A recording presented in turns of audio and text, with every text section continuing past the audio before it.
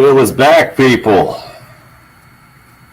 Now say it again here on the radio.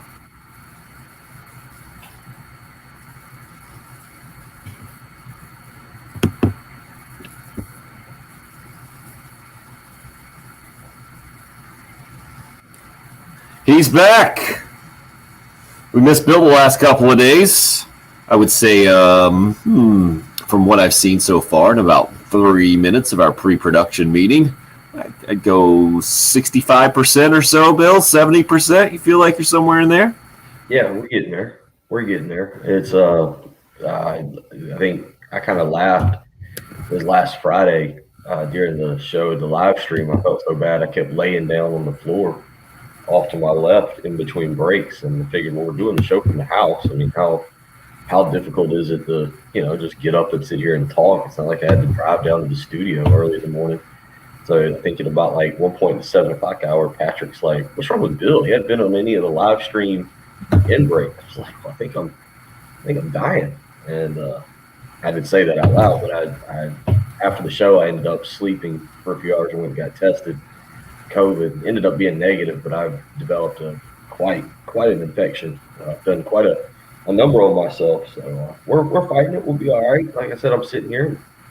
Yesterday was beautiful, and kind of hated that I couldn't really get out and go fishing. But looking at the lake this morning and seeing YouTube's pretty faces, and basketball starting up. Oh, geez, I'm thrilled to be back. I'm extra giggly because Patrick just seems totally focused in on what he's doing right now, completely ignoring anything you're saying. He is all business this morning. He is. I love it.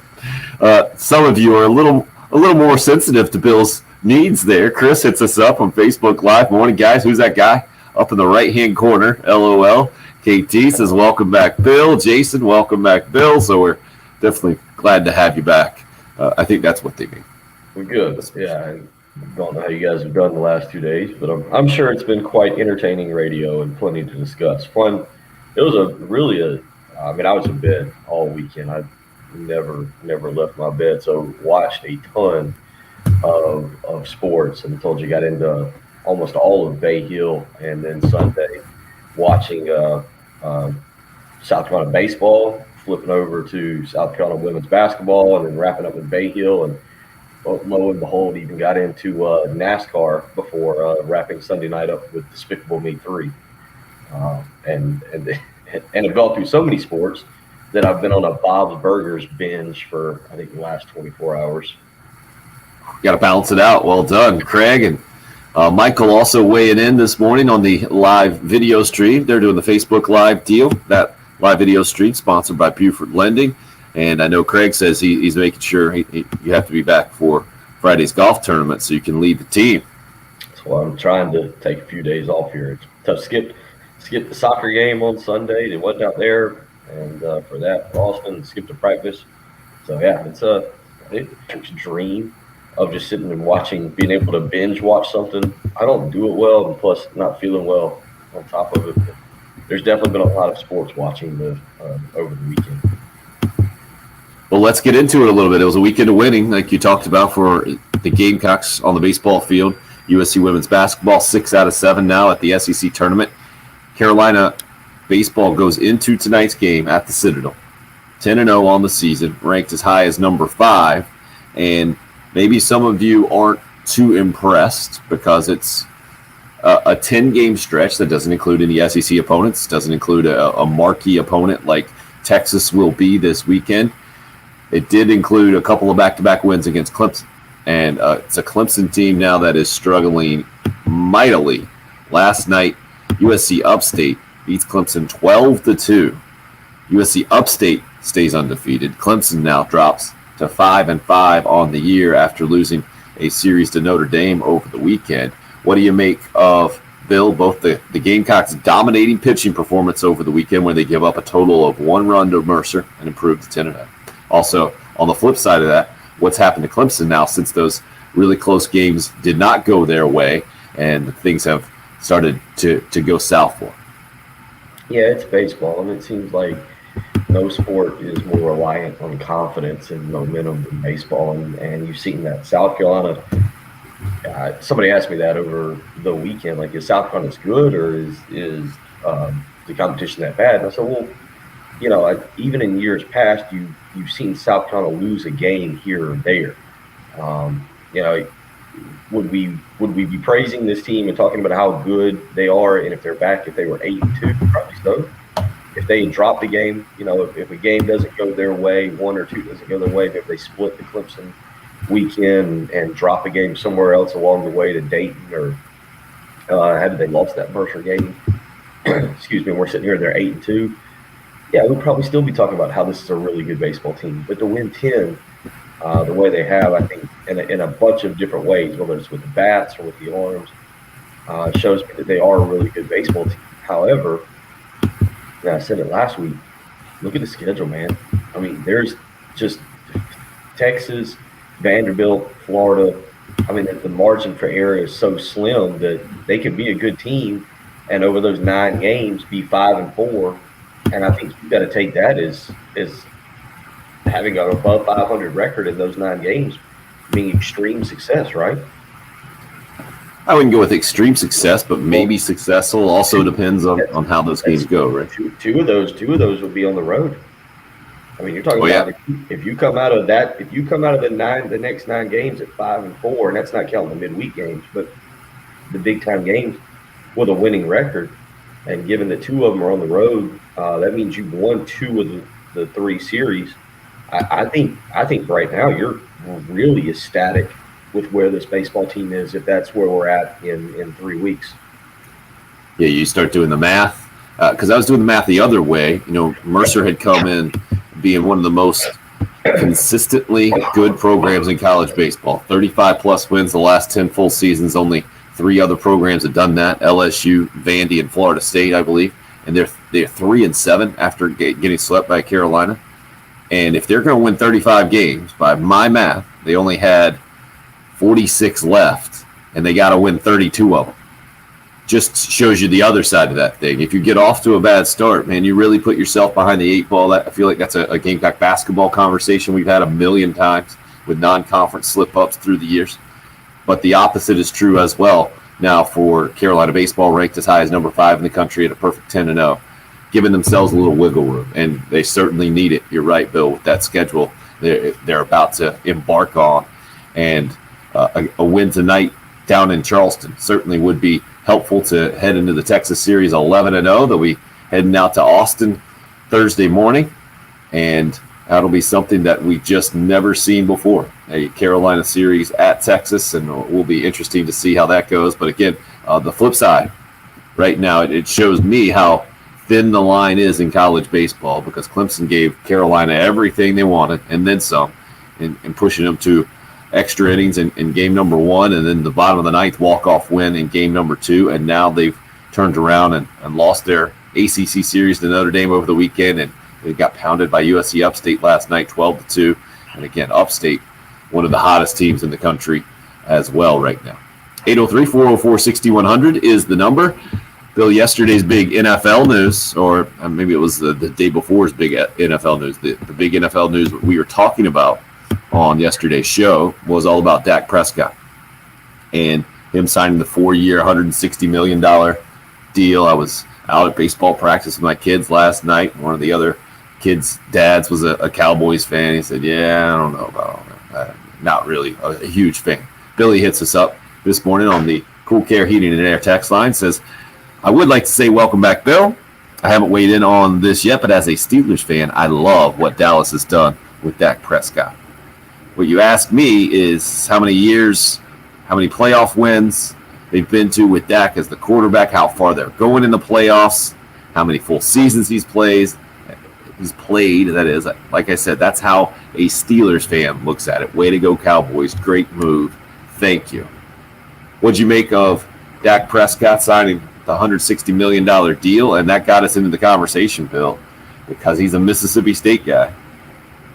And it just further solidifies his place in the NFL, where everybody else in the SEC has had a guy in the last couple of decades, basically, in the NFL, except South Carolina for some reason at quarterback.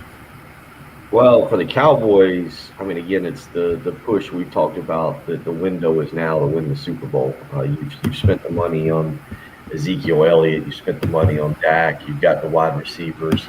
Patrick, are you still labeling them? I think you did last year, top 5 roster in the NFL. Are you still on with that? Patrick is not on with that. Patrick's not. He's not involved in the show right now. There's a lot of work happening. He's working. Oh, what a look! That was a great look. I mean, he is. Yeah, but let's see where Patrick would put it. I'm guessing top 15 roster in the NFL are the Cowboys. Cowboys. Right. So you, but nothing higher than that, right? No, because their defense is bottom 5 in the NFL. Okay. Well, then that creates. I mean, look, you sign your franchise quarterback and you let him play it out, and obviously, as we may be about to see with Russell Wilson, signing these long-term contract, these long-term deals, and then Jared Goff just signed one too, and yeah, I saw Jared Goff. Yeah, I mean, I guess it's becoming, these numbers are astronomical and they're neat to see. I don't know if they mean that locks you into your team the way it used to mean, because Russell Wilson's now expected maybe one more year in Seattle. It's more if Dak wants to be there. Right. Because the Cowboys can't trade him. He's got a no trade, no tag. So the Cowboys can't trade him if he wants to stay is kind of the protection for him. So, I think that's the thing, though, is that, if he gets fed up, he can get out of there. And so I don't know if these big contracts mean what they used to mean for NFL quarterbacks. And then the other question regarding South Carolina, it's just a phenomenal. I mean, the South Carolina quarterback, the lack of Anthony Wright was really good.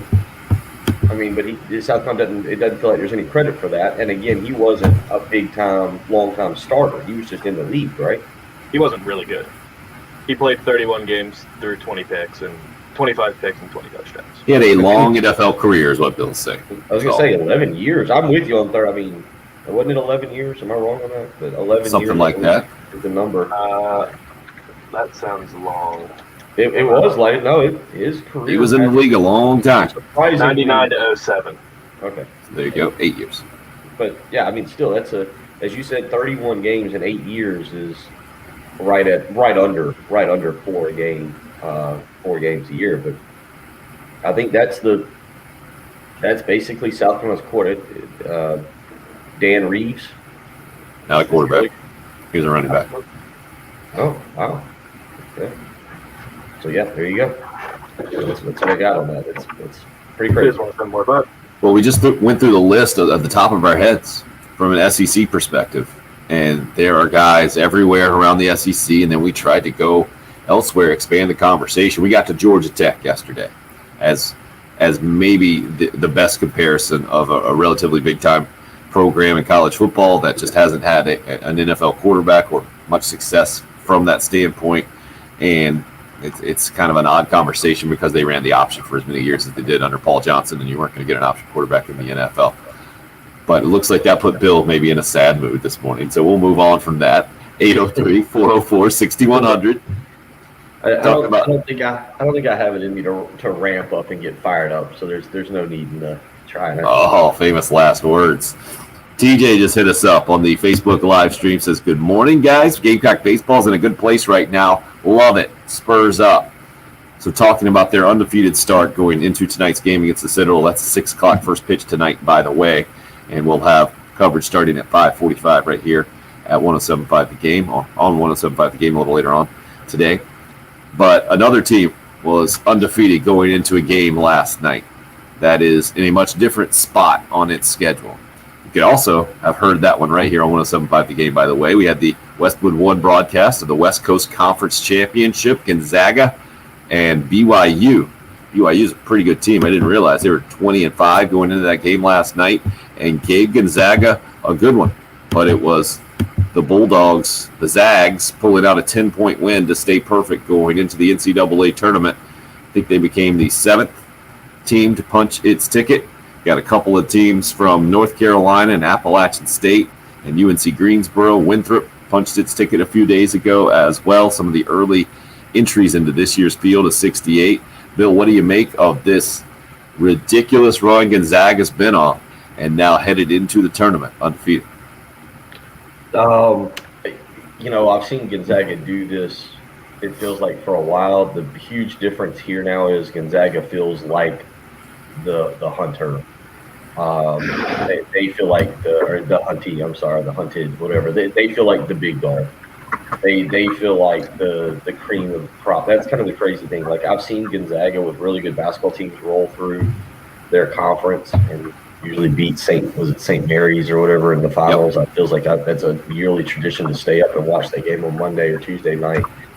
And so with that being said, but it feels like Gonzaga has built themselves into a monstrous basketball program now that is the favorite to win the national championship. They're no longer the cute underdog. They are a basketball power. And, in a way, I guess South Carolina will have a piece in that history of that it was Gonzaga that beat South Carolina to get to that first national championship game and really establish themselves as not just a Cinderella story, but a power in college basketball. They'd always been good, but, you solidify that name, and now it looks like, to me, when I see Gonzaga, I don't think of them as, the cute little story. I think of them as one of the true best teams in college basketball. And the way Mark Few has done it, I don't see that running out for a while. I think they're more talented than they've ever been. A lot of years they just had these like European guys that had good skill sets that would feed off each other together. But right now they have 3 All-Americans in Drew Timme, Corey Kispert, and Jalen Suggs. Jalen Suggs will be the number 2 pick in the draft if he doesn't go number 1. Corey Kispert can not dribble the basketball and give you 25 points. He's just lethal from three-point range. I love a guy that just plays three-point line to three-point line like he's a 40-year-old at the gym playing pickup, but he just drops threes all day long. And Drew Timme is a finalist for National Player of the Year. Like, they are legit loaded with NBA talent like they haven't been in years past. They are ridiculous, and I wanted to be against them because I've been all aboard the Big Ten this year, loving watching the Big Ten, and I think by far it's the best conference that I've ever seen. They have 3 of the top 5 teams in the country, but Gonzaga, I mean, people are trying to trash them and saying that a bunch of teams, probably 3 teams in the Big Ten could be undefeated with the Gonzaga schedule. Maybe that's true, but they are legit. They are, and they're in it for a top 3 or top 5 player in this coming class. They're probably going to land. I mean, that's the thing is it's not a 1-year run. And as you just mentioned with Jalen Suggs, like Gonzaga is on the verge of becoming, to me, when I see you now starting to have a formula to land these top 10 players. 5-star American players. Exactly. Yeah. 5-star. Yeah. The national recruits that are now, it's like Kentucky or, Duke or Gonzaga. You've turned that program into something that's gone from being just a little commodity to a national basketball program. Yeah, I see Craig on the Facebook page saying Suggs took over in the second half. That kid is just an absolute stud. You know, he was Mr. Football in the state of Minnesota as well as Mr. Basketball. Just a freak. That's a Ronald Curry old stat back in the day, or a guy like Allen Iverson being able to be that good at both sports. I saw on social media today, I believe it was. It might have been yesterday, but it was today. 25 years ago to the day, it was Allen Iverson going at Ray Allen, Georgetown and Syracuse in the Big East tournament. And that'll bring you some nostalgia in the conference basketball time of the year. The ACC tournament is underway yesterday. I'll give you some details on that. The SEC tourney tips off tonight, just one game at the bottom of the conference there, the 12-13 game, Texas A&M against Vanderbilt. USC men will get going tomorrow night. Frank Martin and company, the 11th seed, taking on the 6th seed Ole Miss Rebels. And we'll play you some of Frank's comments from yesterday, meeting with the media, talking about his future at Carolina. Also let you hear from Clemson coach Monty Lee, who is tough on himself now that his team has dropped to 5-5 after a 12-2 loss to USC Upstate yesterday. So that's what we got on tap for you as we continue to roll on this morning. Love for you to be a part of the program. 803-404-6100 is the number. You can call or text. It's the early game here on 107.5 The Game. Quick. Thank you.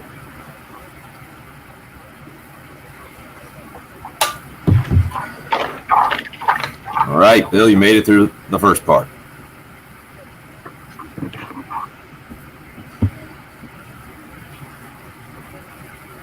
Speaking of all business, that not messing around.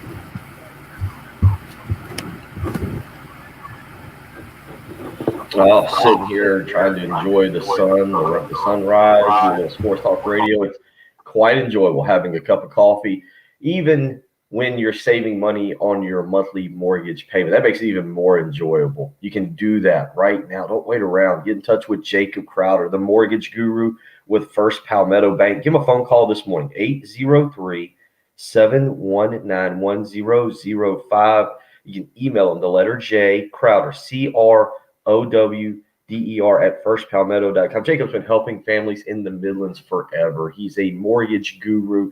You need to find out why people continue to use him to refinance or when they go to buy a home. He is the person that gets the first phone call. He knows what he's doing. He's experienced. He knows how to help save you money, move the process along so that when everything's taken care of, you feel great about making the purchase of the new home, saving the money, and the interest rate you just got. They're really low right now. You don't want to miss an opportunity. Give Jacob Crowder a call, 803-719-1005. Again, that phone number, 803-719-1005. He's the mortgage guru, Jacob Crowder, with First Palmetto Bank.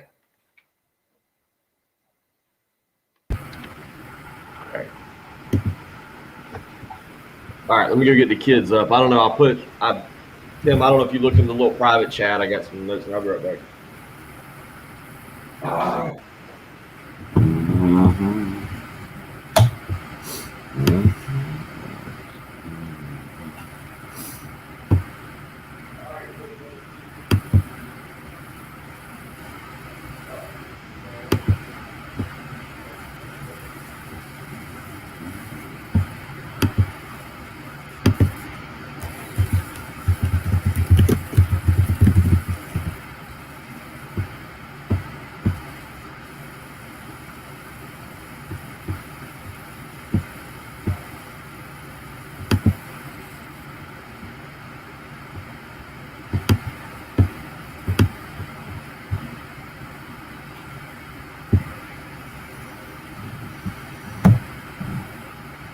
Oh, I see what KT is talking about there.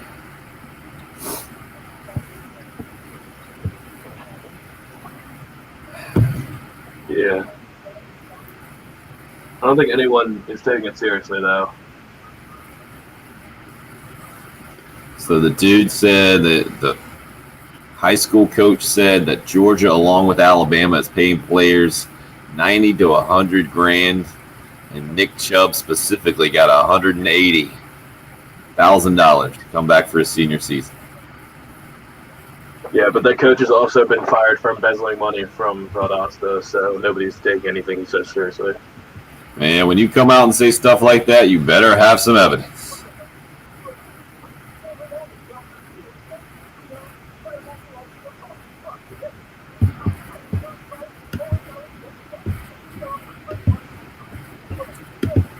KT a little earlier.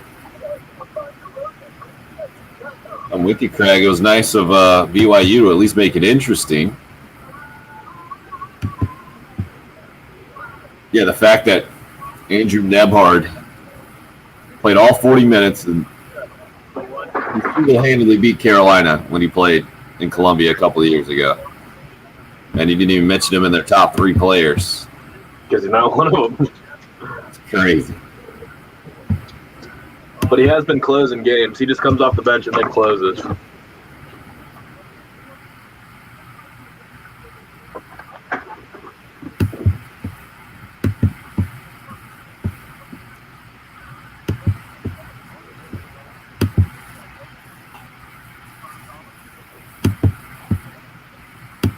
So what sound you got ready for us there, Patrick? You got Monty and Frank?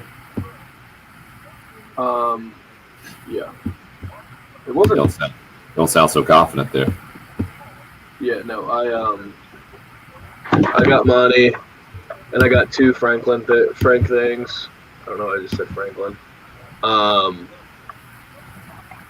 One longer, 2 30-second Frank clips, 1 minute long Frank clip. And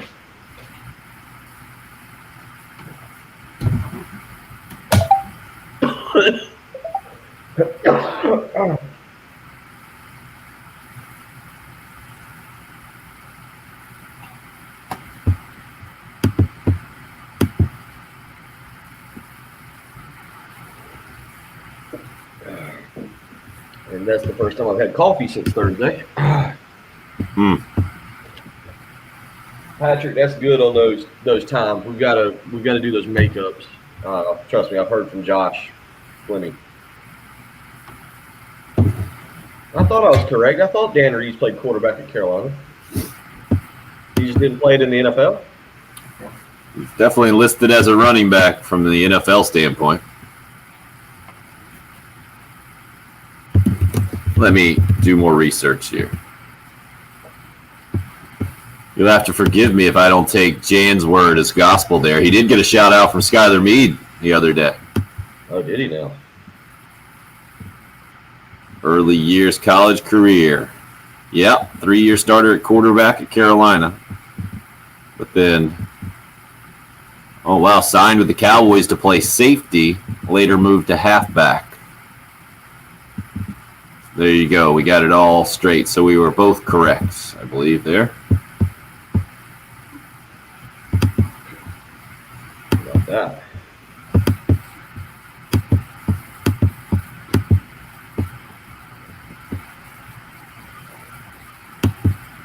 What was the diagnosis? I'd say, Craig, you'll be lucky to get contribution from Bill on Friday, it sounds like to me. Yeah.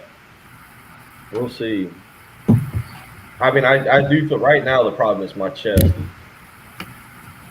They were worried. The follow-up I did yesterday said they didn't want it to move into my chest.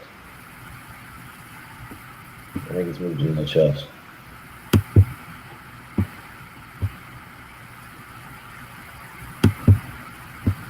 We got it? We good? All right. Love y'all.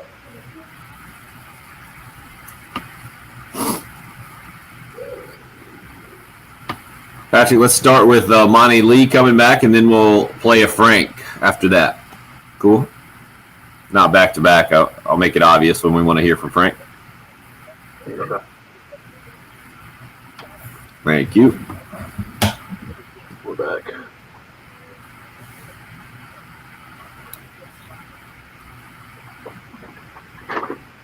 Wait, you want Monty now? Okay. Yep.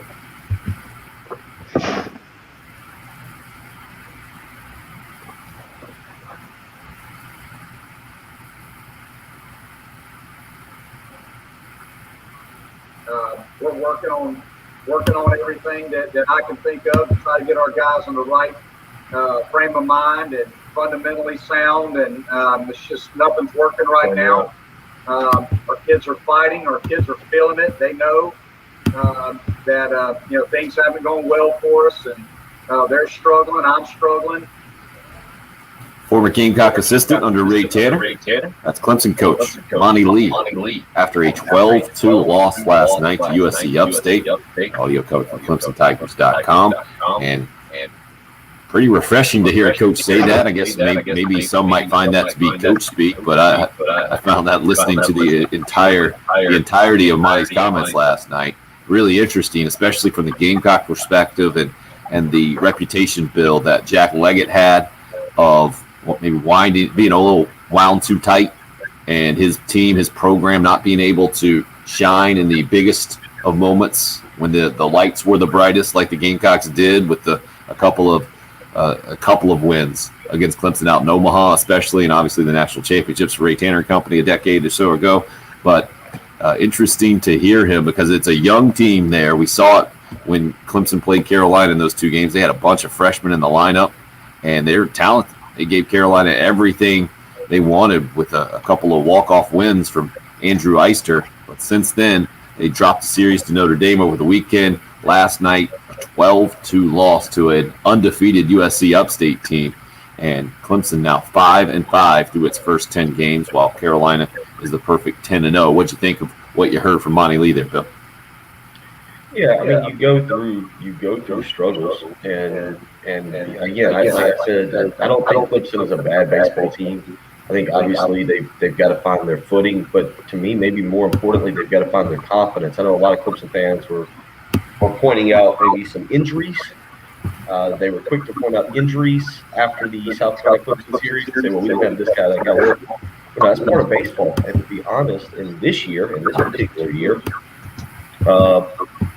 you actually have probably a deeper roster than you've ever had because of what happened last year.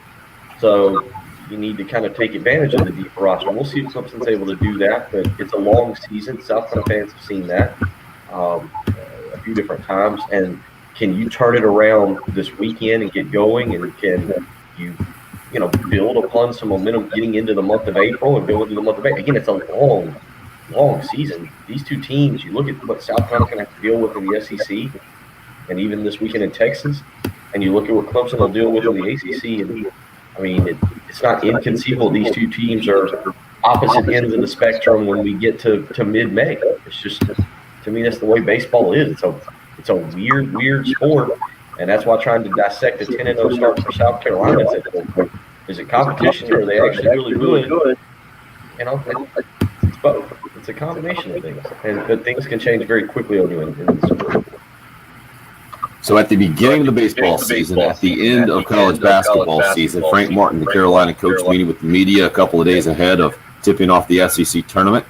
Tomorrow night, late game against Ole Miss. The Gamecocks go in as the 11 seed after a 6-14 regular season, 4-12 in the SEC. Frank was asked yesterday if he's had any conversations about his future, his contract situation, which I believe just has 2 more years left on it after he finishes up this season.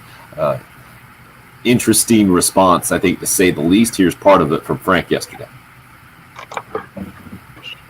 So if anyone has the opinion that I'm trying to chase other jobs, I wouldn't have been here for 9 years. This is my home. My family loves it here. I love it here.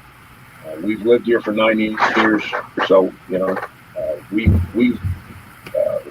Do you want another one? I'm not going to sit here and brag about who we are as a family, but we have given ourselves to this community to help this community. I said it from day one. I don't want to be known as the basketball coach. I want to be known as a member of this community. And it's what we've done.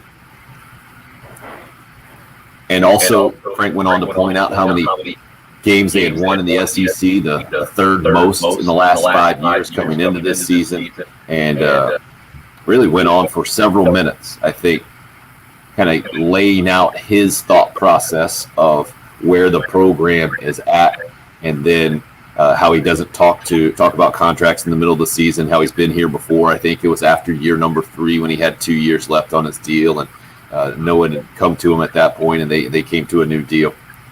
Bill, where do you feel like Frank Martin is headed into tomorrow night's SEC tournament and this Gamecock basketball program? Where do I feel they are? I feel that they're ready to move on. And by move on, I mean get out of this season. It's been a disaster. Nobody would say anything else. It's been a bad season. It's been a bad basketball team. It's bad. I mean, there's no other way to describe it, to break it down. It's just been an absolute disaster off the court, on the court. And honestly, there's no salvaging it. There's nobody. I'm not sure there's anybody in that.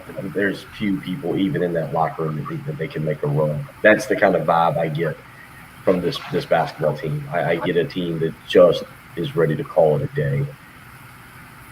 And then you go into the offseason, and I know everybody's got strong opinions on it right now. And I don't know, because there's not a definitive answer for the future of this basketball program. Frank here, Frank not here. I don't know what the roster could look like.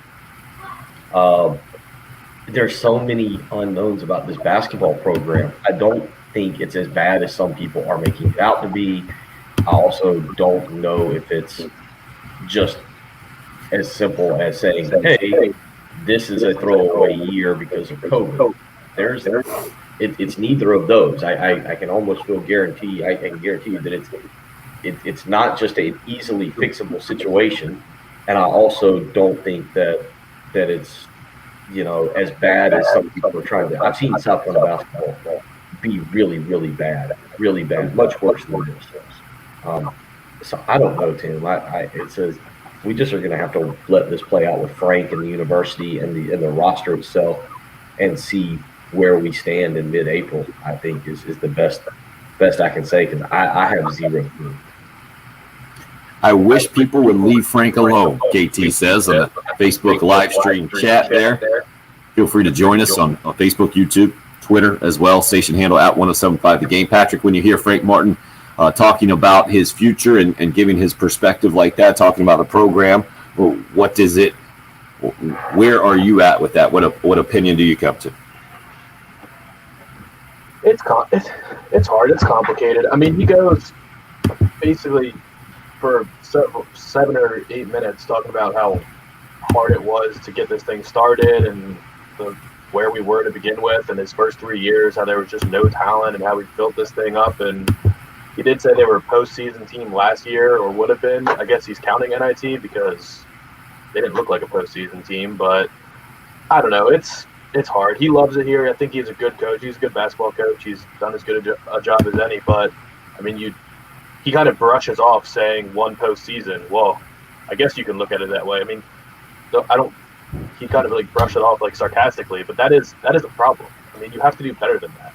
And I don't think any fan would argue that.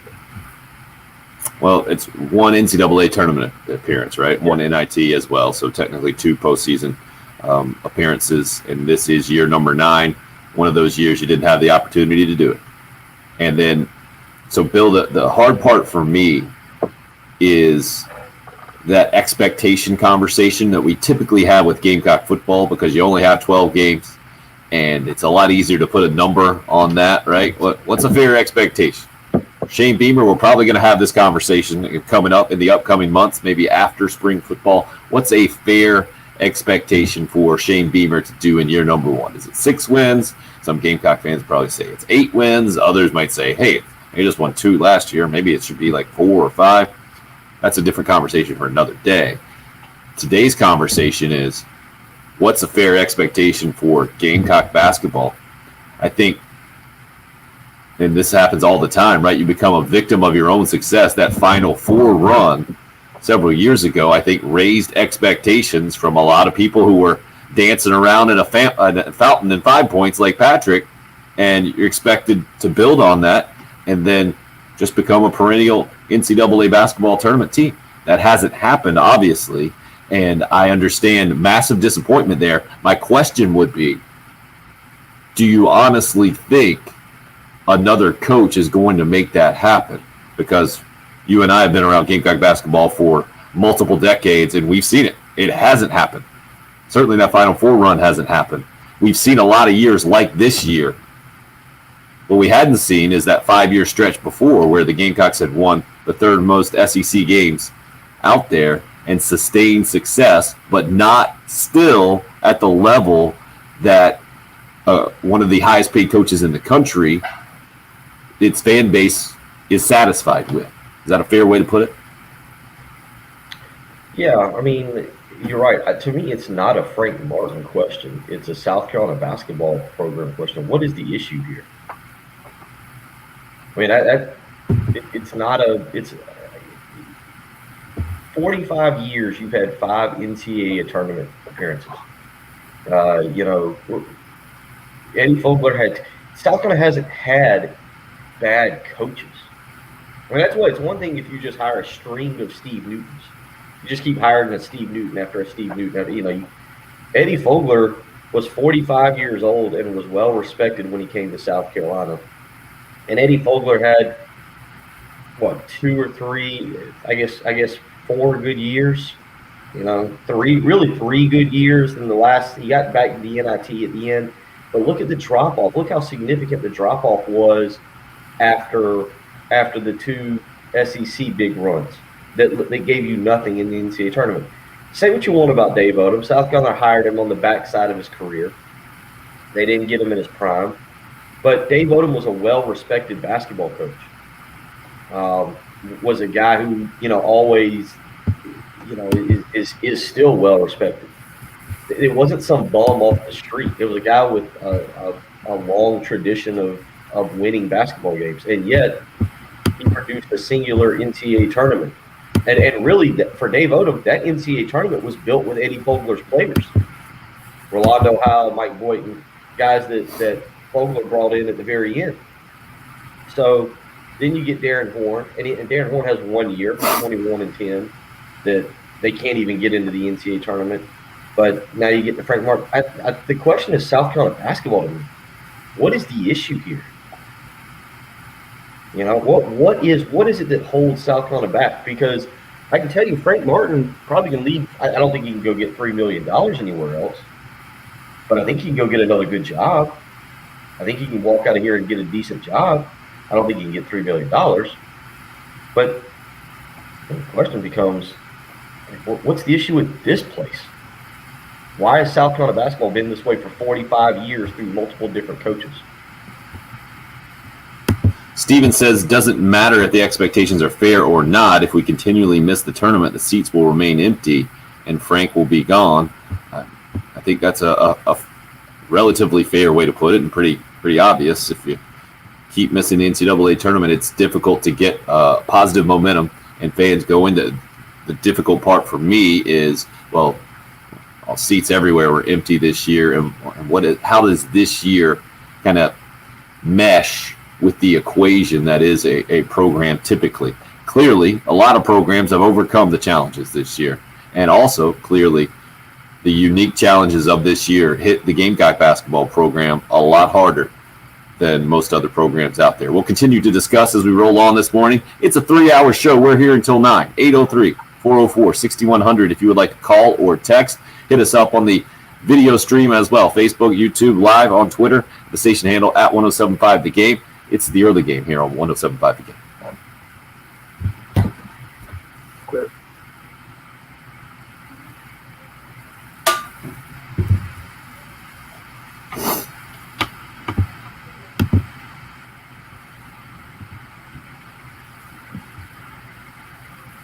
Oh, springtime is just about here. That probably means a spring vacation, and good Lord, you need it. It's been a long winter. It's been cold, and you need to hit the road and take a fun family vacation. First, though, you need a reliable family vehicle to get you on that family vacation. How about visit Love Chevrolet, I-26 in Harbison between Lowe's and Frankie's Fun Park. Check out the incredible selection of new and pre-owned vehicles. You've heard me talking about it. This year has been incredible for the folks at Love Chevrolet. They moved over their huge pre-owned lot, Love Automotive, Knox Abbott, over in Casey. They moved it over and merged it with the folks at Love Chevrolet. So now when you visit Love Chevrolet, it's a one-stop shop, whether it's new or pre-owned. The folks at Love Chevrolet have got you taken care of, whether it's an incredible sales staff.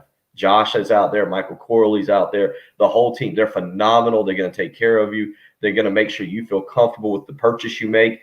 That's always there for you. The $1,000 low price guarantee means you can get around and find other deals within the Midlands, take it back to the folks at Love Chevrolet, and they'll top it. Or whether it's the largest selection anywhere in the Midlands, 14 acres, you're guaranteed to find the car or truck you've been looking for. Don't wait around any longer. Go visit Love Chevrolet, I-26 in Harbison between Lowe's and Frankie's Fun Park, or on the web, lovechevy.com.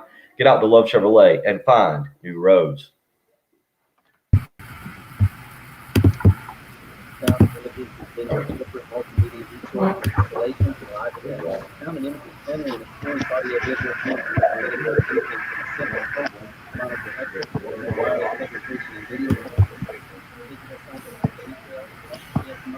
All people blaming the AAU culture here, or AAU coaches in the state, particularly. I'm not committing anymore. Where do I really want to live? Well, you handle that question. Know that investment helps you manage your portfolio and invest. You also do this for the guys at a low cost investment. It's more than AAU's fault. Well, it doesn't make any sense with basically the same roster this year and last year. That's the difference on the court. I mean, I wouldn't want to come here if I was a 5-star recruit. If I came to a game day visit and went to the Colonial Life Arena for a game day, like a random SEC game, maybe not a top 5 team, I wouldn't say this is the environment that I want to come play in.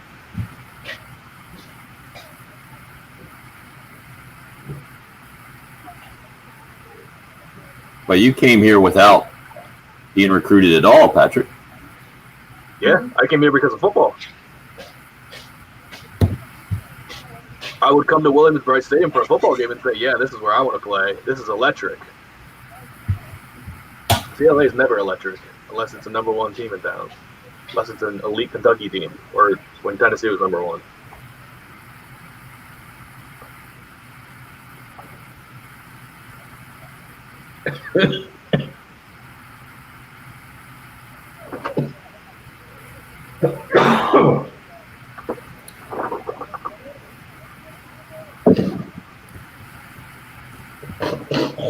So, Bill, can you address some of the chat there real quick when you get a chance? To me, nothing's changed.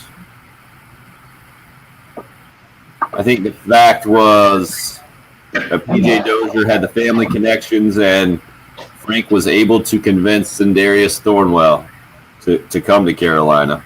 Let's see here. What am I looking at? Oh, people blaming the AAU culture in the state for South Carolina's lack of success. Nothing has changed, right, in the last couple of decades. No, I mean, they are right. I don't blame Frank for in-state recruiting. There's no coach that's recruited this state particularly well. Maybe Darren Horn has done the best job. When you look at, again, Eric Smith and Bruce Ellington and Damian Lillard, landing those guys. I mean, there's been guys here or there, but by and large, kids leave the state. Like, that's just – and it's not even like Major Wingate who went to Tennessee, Murphy Holloway who went to Mississippi.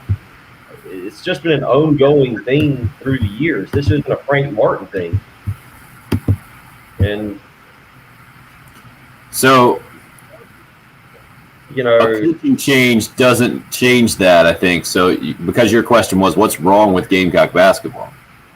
But, I mean, you can still go and recruit. I mean, you look at guys that obviously you want to get in-state talent. And South Carolina's best 2 runs have come with backcourts basically made up, Sindarius Thornwell, PJ Dozier, in-state kids, BJ Mackey, Melvin Watson, Larry Davis. The underachieving teams of Devin Downey and Sam Frederick were in-state kids.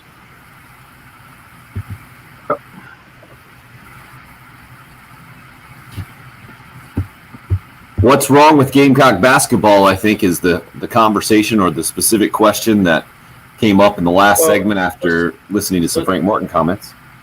Let's change it just to what holds them back. Like what has held South Carolina back for 45 years? Since the mid 70s when Frank McGuire last was successful, and we talked about that. Think about that: 45 years and 5 NCAA tournament appearances. I'm 38. Tim, you're 43. So 45 years. I've seen a tournament appearance in '89. I think it was '89. I saw 2 under Fogler, one under Odom, and now 1 under Martin. Like, remember last year? Was it last year or 2 years ago? We yelled at Trey Dyson. Trey's like, I don't know how I get into the NCAA tournament without. I can't ever get into it without South Carolina being in it. I was like, dude, you're in your 40s. You've seen it happen like 5 times. That's a lot of years you can get into it. What holds South Carolina basketball back? It is a simple question, but I think a complicated answer. We'll try to break it down and figure it out. AAU coaches has popped up on the live chat. Talent level was a guess or a suggestion. Recruiting against a bunch of powerhouse programs within a 500-mile radius also. Hour 2 coming up when we'll try to give you a more definitive answer.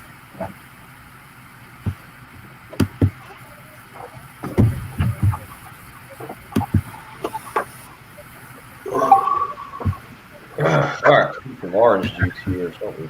It ain't gonna be coffee.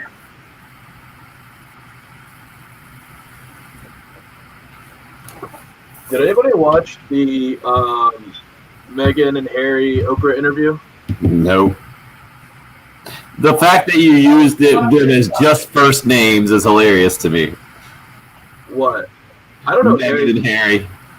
I don't know what Harry's last name is. I don't need. He doesn't. He's Prince Harry. Yeah. So, but that's everyone know what I meant. Know what I meant. I don't need to say Meghan Markle. Princess Meghan and Prince Harry. People are obsessed over this. Did you watch it? No, it's 2 hours long. Oh.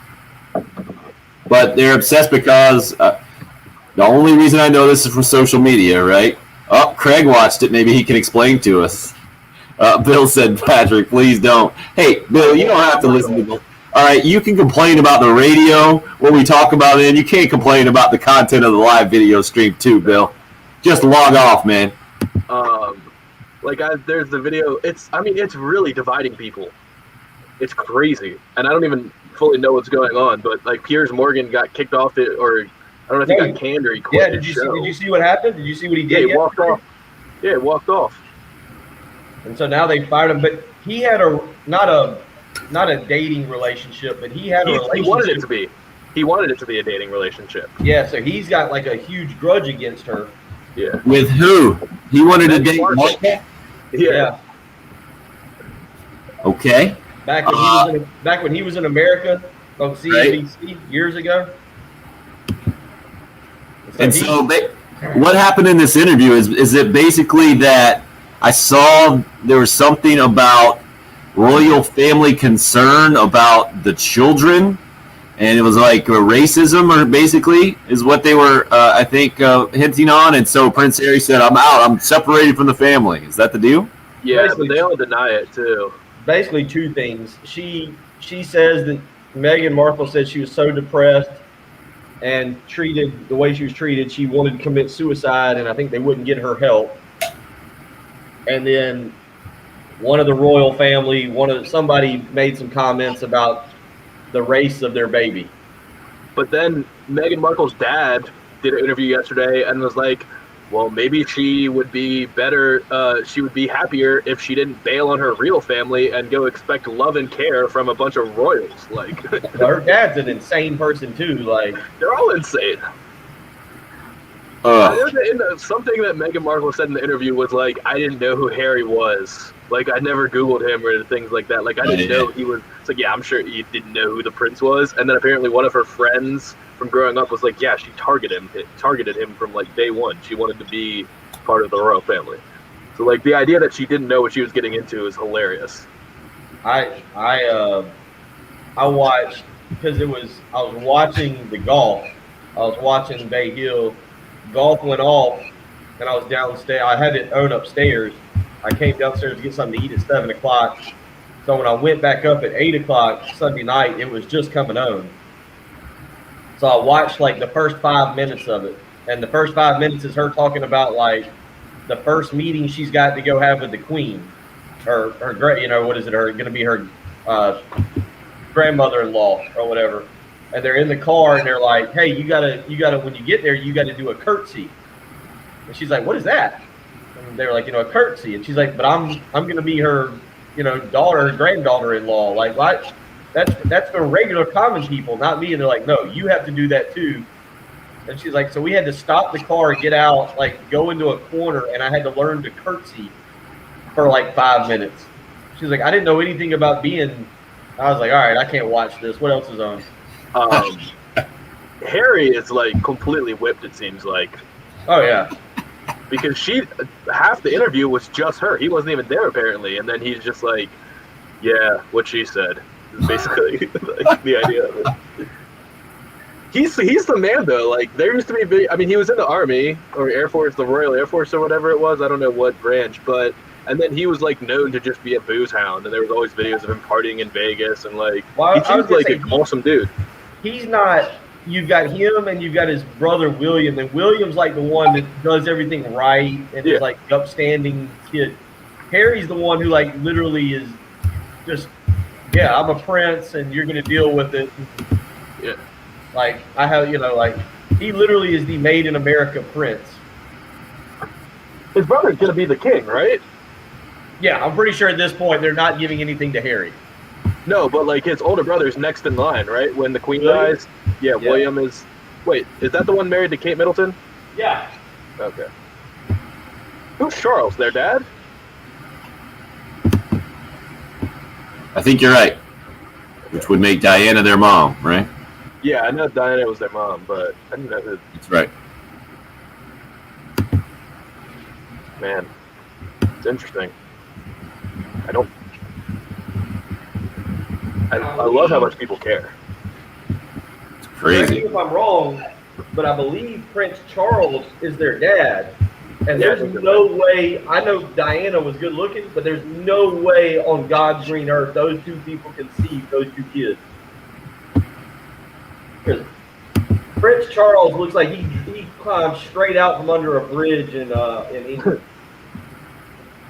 Ooh, harsh. Look at him. Yeah, you're right. You're right. You can't. Those are tall, strapping, like good-looking kids. I know Diana was No. good-looking. But No, the older brother, William, is not.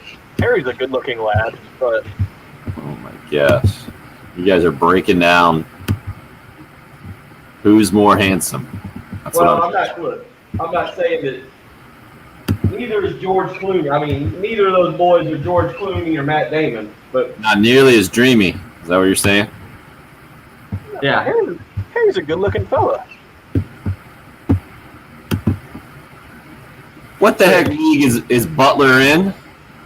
Not in the Big East, are they? yeah. Are they really? They went to Big East. Doesn't make any sense. Sure, why wouldn't a Big East team be in Indiana? Bitter. Just got the heads up. Jair Bolden's going to be playing in this sucker tonight. Everyone knows that Missouri's in the southeastern United States, too. Holy crap. I'm just looking up Jair Bolden's numbers right now. Yeah, it's not a bad season, huh? Wow. What do you shoot from three-point range? It's 36%. Yeah. One of the lowest on Butler's team. Yeah, they got their looks from their mom. Got their looks from their mom.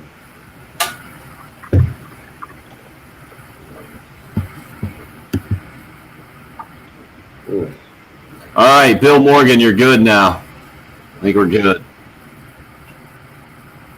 This is true. No more royal talk.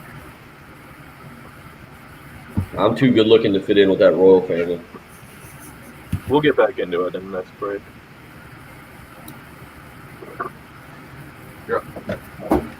Man, if you're not on the live video stream, you just missed quite the conversation about the royal family and the latest Oprah interview, and can't do it. Just couldn't do it anymore. And then it came down to who's better looking and the whole thing. So it kind of plays off of what you just heard there. Also, our golf tournament coming up on Friday at Windermere. Playing that off that as well. Looking forward to getting out there in a couple of days. And it's going to be a good time. I've been talking about the details of the Camp Cole Heckle hole. I think we're going to set up on the par 3 17th is the plan, Bill. And going to have some fun out there. I think we might do a closest to the pin and get me involved so you guys can also heckle me. It won't just be me heckling you guys. And we're going to have a lot of fun there. The information's up on the live video right now. 803-786-7888 is the number to call. Windermere. We tee off at 10 o'clock. Still a chance for you to get in here at the last minute or so. If you're more of a last minute person, I totally understand that. But we got all kind of prizes and breakfast and lunch included. Got some barbecue, I think, kicking in there for lunch. Panera going to be breakfast. Portion of the proceeds going to be donated to Camp Cole for the tournament. 10 a.m. 4-person captain's choice scramble. You can sign up as an individual or a team. Again, the number over at Windermere, 786-7888 for our 1075 The Game Spring Golf Tournament, sponsored by Integrated Media. Check them out at integratedmedia.inc, I believe is where you can find them on the internet. So, Bill, you said you watched a lot of golf over the weekend. Your boy Bryson DeChambeau What'd you think of the victory? We'll start there and then get back into our Gamecock conversation real quick. Yeah, I like that he won. I'm excited about golf. I this week in the Players Championship, I mean, I'm a little disappointed because last year at this time I was going down there. I was going to be going down there and taking in. We had VIP club tickets on the fair, the suite or whatever that divides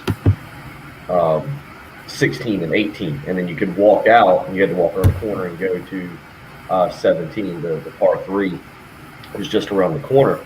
But I'm excited about it. But I want to go back. I watched a ton of Bay Hill last weekend and ready for you figured it out off air at the beginning of the show, my blazing hot take. I'm a Bryson DeChambeau fan, man. That guy, well, here's why. As I'm not doing well, was it Friday? I think it was Friday or Saturday when he went for the green on the par 5, or he kind of went for the green, but he hit the long drive on number 6. You know what I'm talking about? He hit the 370-yard drive, and he celebrated, and he pumped his hand. You know, no other guy. He's doing that for the fans. Like, he kind of knows what he has become on that tour. And it really, as I was listening to him, this was I've really watched 4 rounds of golf. Well, I watched the last 3 rounds pretty much from start to stop coverage. It feels like a year ago, Bryson DeChambeau was a villain and was kind of a jerk. And I really feel like somebody in the offseason got to him and said, look, man, there's a lot of people that can like you and like your game and the way you play. You just don't need to be a baby about some things and act the way you do about certain things. And there was even a great shot of, and this just kind of matters to me. He hit a bad shot on Sunday and had about a 30-foot, 40-foot putt for birdie, rolled it way past, was about 6 feet past for par, and rolled it in. Big putt. And he goes off to the side, and they got the camera on it, and he just kind of smiled and made a face in his caddy. It looks like a guy who's having fun, but it looks like to me like a guy who somebody got a hold of this offseason and was like, hey, look, you can be a big deal in golf if you don't act like a spoiled brat. Because that's why I disliked him last year, was some of the ways he acted on the course, obviously the slow play and everything. And watching him this weekend, and he hit that drive and to celebrate, he did that strictly for the fans, like to do that. And then he turned around and did it again on Sunday. And man, I don't know, like there was something about him, like kind of embracing who he is, but doing away with some of the spoiled brat that had kind of come across in him. And to turn around and celebrate with the fans and to show some emotion on the golf course. I can't say that I was pulling for Lee Westwood, just that story of Lee Westwood, his age and everything. But I had no problem with DeChambeau winning. They showed him getting the letter from Arnold Palmer after he'd won a tournament when he was like 16 years old, and having a chance to meet Palmer right before Palmer passed away and everything. And I thought that was really cool for him to win because I knew it was going to mean something to him. You saw he got a little emotional in his post-victory press conference. Man, I've kind of turned on that guy. I think, we'll see. Maybe he proves me wrong and I go back to disliking him because maybe it was just a one-time thing. But it feels like somebody got a hold of him. It's like, look, you can't be a jerk on the course because you've got a lot of things going for you that could end up making you kind of a superstar or really, really well liked in this profession and earning a lot of money. 2 things there. The fact that you said you're a Bryson DeChambeau fan, but you were pulling for Lee Westwood. And how is he hitting that drive for the fans? Why? He's going the shortest route to the hole to give himself the best chance to get the best score in the hole, isn't he? I thought he's rude to fans that follow him around and brushes them off. That's what I'm saying. Apparently, that's not been the case the last. Well, they've only had he fans. just won, so they've only had fans really for 2 tournaments now. So we'll see. It's a good point. Like I said, I feel like somebody in the offseason got to him because they haven't had fans at tournaments in now a year. Last year's when no fans at tournaments started. Bay Hill, I think, was the biggest one they had. They'll have Seth will have plenty at Sawgrass this weekend. I don't know, man. He's also the slowest player on tour. He's gotten better about that. They were talking about that this weekend because they were talking about how you don't think golf is a sport that's supposed to be timed, but with DeChambeau, you start to realize the clock's in play. There's some things he's done, and Brian Kovar, who I get to play with on Friday, if I can survive, hits us up on the live stream and says he still made the comment about the worst bunkers on tour on one hole. Well, yeah, I did hear that, but look, I'm not saying he's perfect, guys, but I'm with him. Okay, I'm a little bit. He made the comment that he knew that's what the fans wanted. Him hitting the long ball, going for the green on 6, going for that drive. He was going to make an effort to do it. He did it. He got it there. I think he could have driven the green. Did you see the ruling yesterday? Now this was kind of interesting for Sawgrass on 18. They heard. This is what I was watching. They have live at Sawgrass on the Golf Channel. And they're saying it's the DeChambeau rule, and it's hard to break down on radio. Add a little out of bounds there, because so make sure that spectators don't get hit in case he misses one of those straight line drives over some stuff, right? No, what did you see? It's hard to do on radio because we don't have a diagram to break down how it is. But on number 18, at Sawgrass, you're supposed to hit your drive out to the right. Okay, kind of back. It's a dog leg kind of going back over to the left to the green. But you got to hit your drive out to the right. And apparently that particular drive, because Bryson likes to hit a draw, is not a good drive for him. He runs the risk of knocking it into the water. They were talking about yesterday. McIlroy and Justin Thomas have had the same problem and have not been able to get the distance on their drives because they have to aim further out to the right, taking away from the distance on the drive. So on this particular hole, what DeChambeau might do is there's just a grassy area in front of a huge grandstand on the left that separates the huge pond from, I think, the 9th hole. And he was talking about knocking it over there where the grass is actually mowed. It's not just huge rough or whatever. It's actually mowed. And it's a perfect landing area, and you have a perfect shot into the green on 18, and it was about a 330-yard drive, and he was talking about doing it over there. The risk you ran, as they were saying, was if you pulled it, you could end up all the way down in kind of a gully area on number 9, having to hit over the grandstand and with a blind shot. But they took that area and made it out of bounds, internal out of bounds yesterday was the ruling. But I'm looking forward to it, man. Sawgrass golf has been a lot of fun. I'd like to see Rory actually be competitive on Sunday. I've gotten a little tired of seeing him play well for 3 days and come completely unglued. Just dawned on me thinking about this and reading Jan's comment on the Facebook Live. Bryson is a baby/jerk when his game is off. Plus, he asks for more rulings, which some appear advantageous than any other golfer. The emotions when your game is off. Is he like Tiger that way? Tiger's kind of like that as well, right? I was thinking, well, but Tiger, he was just so intense, and maybe that's why I enjoyed Bryson's pretty intense too. But maybe more, I don't know, they're both pretty technical. You know, Bryson has the reputation of being the scientist, the mad scientist, and doing things differently that way. Tiger certainly can break down the golf swing kind of like no other and get into the physics of it at all. And they both swing really, really hard. I think they have similar approaches to the game. They both lifted a bunch of weights and got stronger in the whole thing, and yet I think they're viewed a lot differently. Maybe it's because Tiger had accomplished more, and just his greatness was kind of evident, as opposed to DeChambeau, who's good. He's really, really good, but I don't think anybody's going to great yet. What do you think, Bill?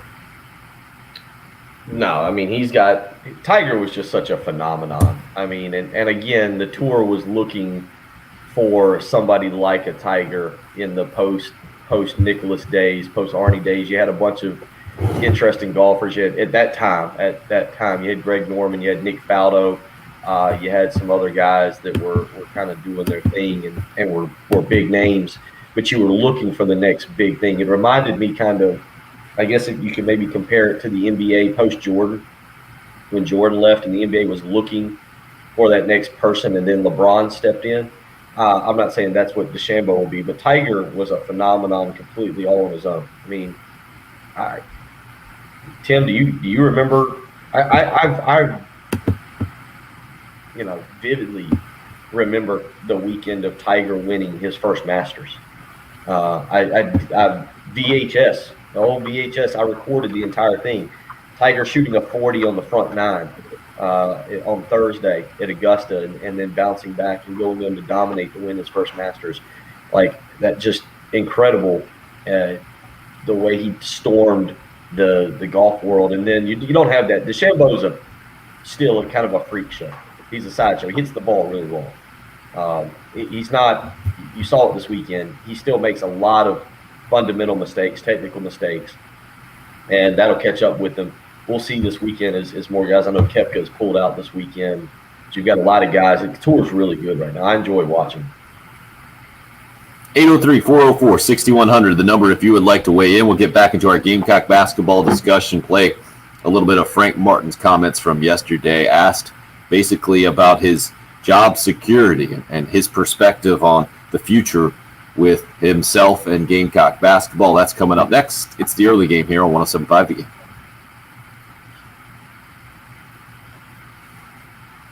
He went 40-32, huh, Craig? I was like, what's 40-32? Is that a basketball halftime score?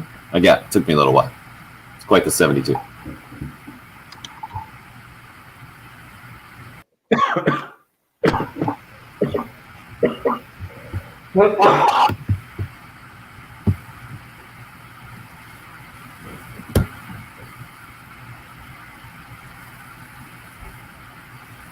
Feel free to hop back in the bed if you need to, man. No, energy-wise, I feel a million times better than I have. Energy, even my head feels fine. It's that cough. You hear that's my chest right now. Yeah, how that goes. That's the energy, though. That's what I was worried about. But last night was the best night I've slept since last Tuesday or Wednesday. That was what scared me. I tell you what, man. Friday night, Saturday night, I need to just mention this. I was up all night, but my former high school teammate and Ben Lee at River Bluff won the state championship, which was pretty cool. And so I was up all night. I was up because I couldn't sleep, watching the videos of them winning. The 5A state beat Dorman. But I had not slept good until last night. I was terrified that was going to happen again. No, Craig. Just no. Not back to Harry talk. Don't get Patrick going. You can tell he just loves that stuff. I'm a quarter English, dude. Quarter English. Maybe more. I don't know. My grandmother's full-on English person. I thought you were French from New Orleans. Yeah, my dad's side is from, but my mom's mom is English. Like, she has a British accent and everything. Wow. The whole 9 yards. She's from Exeter. No wonder you're such a cultured young lad. I know. That's why I know so much about the Royals. I just also watched the Samurai documentary last weekend, so I know a lot about them now too. Wow. It was pretty sweet. It came out on Netflix like a week or two ago. Ancient Samurai, sweet documentary. And I just started watching The Food That Built America, the History Channel documentary. It's awesome. My dad's trying to get me to watch something about the Bastards of Baseball. Have you seen that one? He says it's really good. Like the battered Bastards of Baseball. Yeah, I don't know what that is. Me either. He says Netflix. It's really good. Yeah, it's Netflix.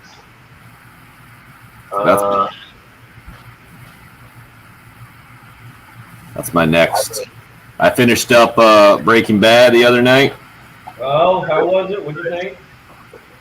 Whew, pretty dark. It is really dark, doesn't it? Yeah. It was good. I don't know. It was so built up by the time I got to it. It was going to be impossible to kind of live up to the expectation, but I understand why it had its reputation. It was really. How It long was did it good. take you to watch it? What, bud? How long did it take you to watch it?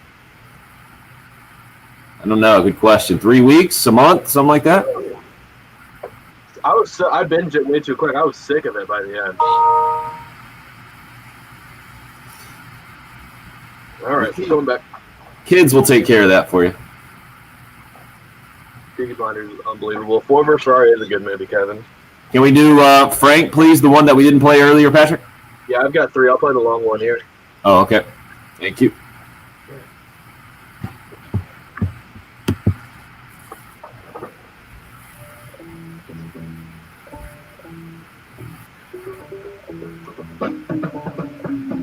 You know, when I got here 9 years ago, you could have hired Coach K, Pat Riley, and Phil Jackson as a staff. If they cheated, they would have fixed the problem a lot quicker. But we didn't cheat. And when you build things without cheating, it takes time. And, you know, first 3 years, we had no chance of being a postseason team. Maybe at the end of my third year, we could have been an NIT team. We weren't an NCAA team. Then the following year, we gave the school the winningest season in the history of the university.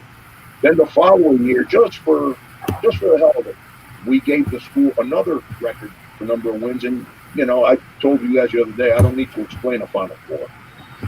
After the Final Four, we kind of hit the reset button. And we Well got done, really young. Harry, your dad, with We some got transfers. historical We got- significance of the we got baseball shared that documentary. with You guys in Well a done. postseason press conference.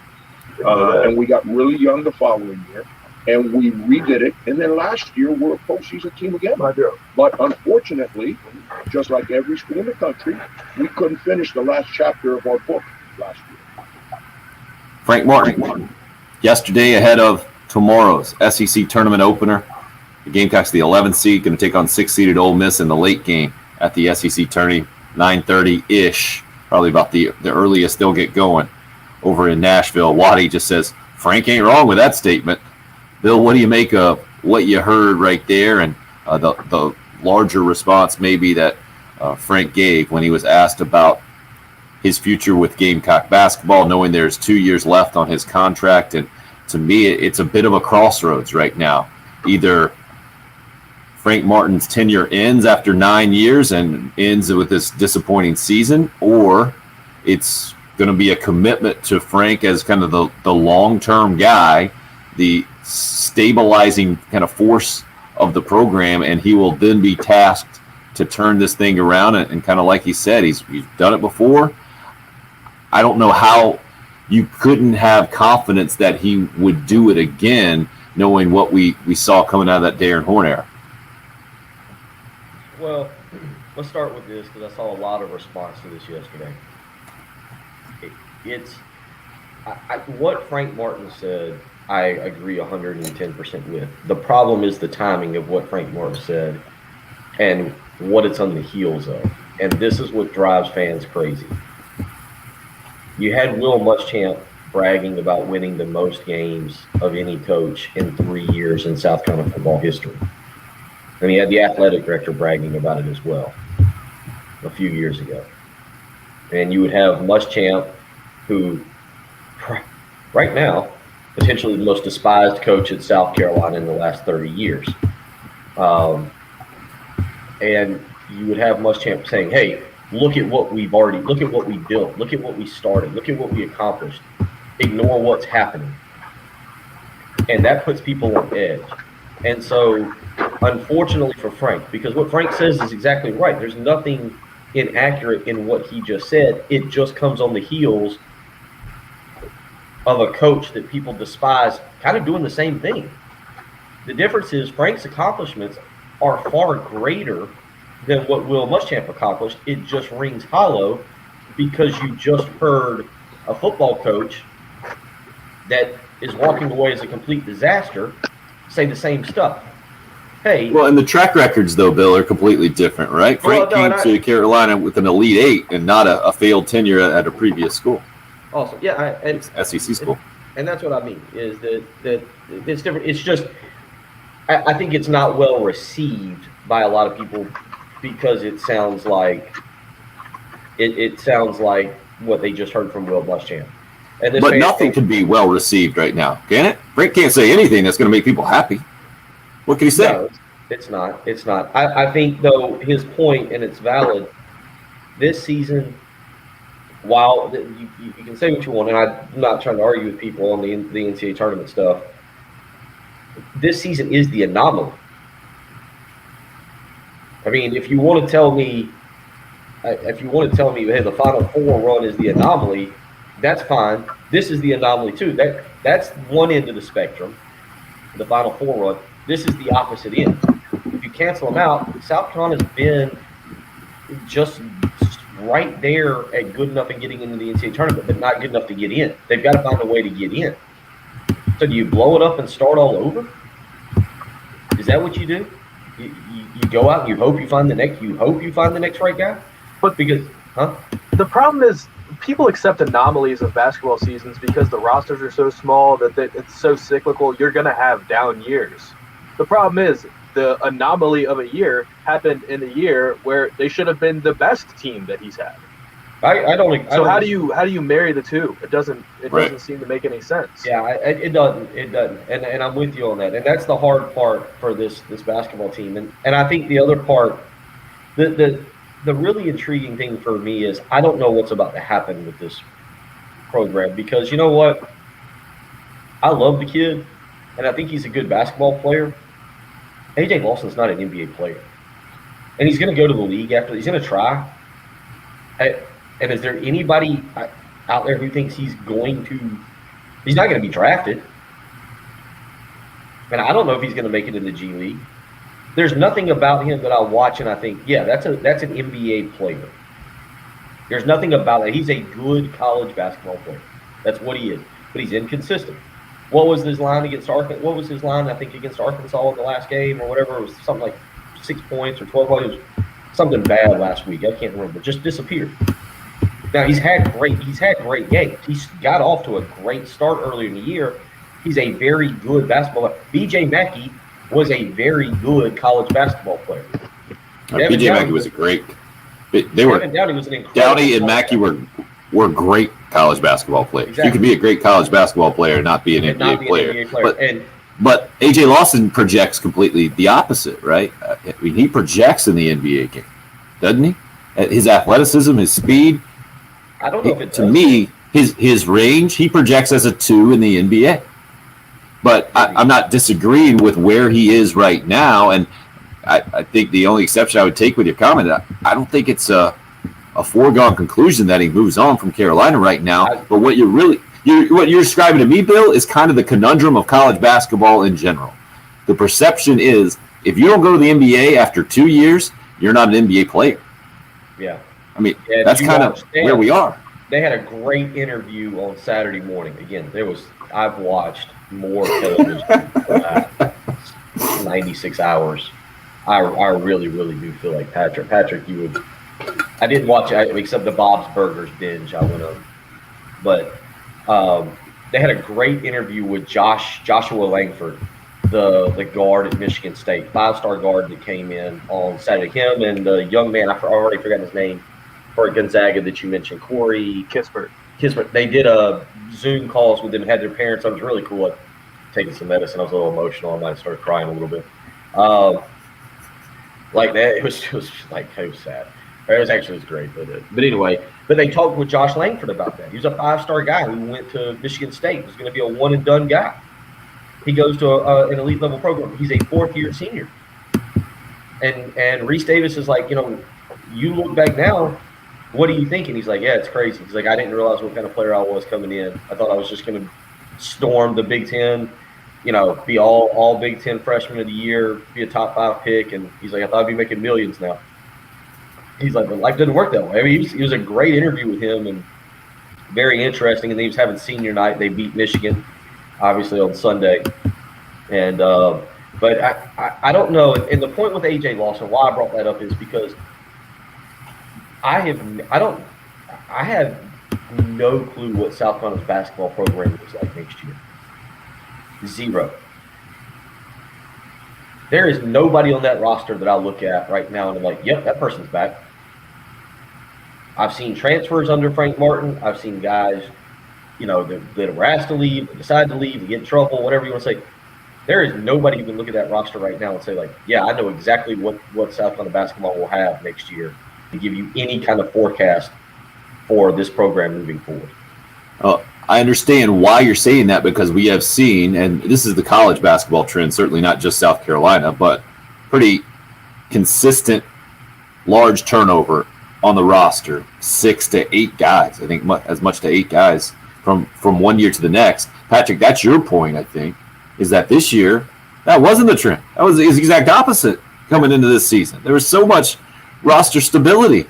And when you compared the South Carolina program to even a program like Alabama, I mean, you say, no, experience, advantage there, talent maybe coming back and the whole thing.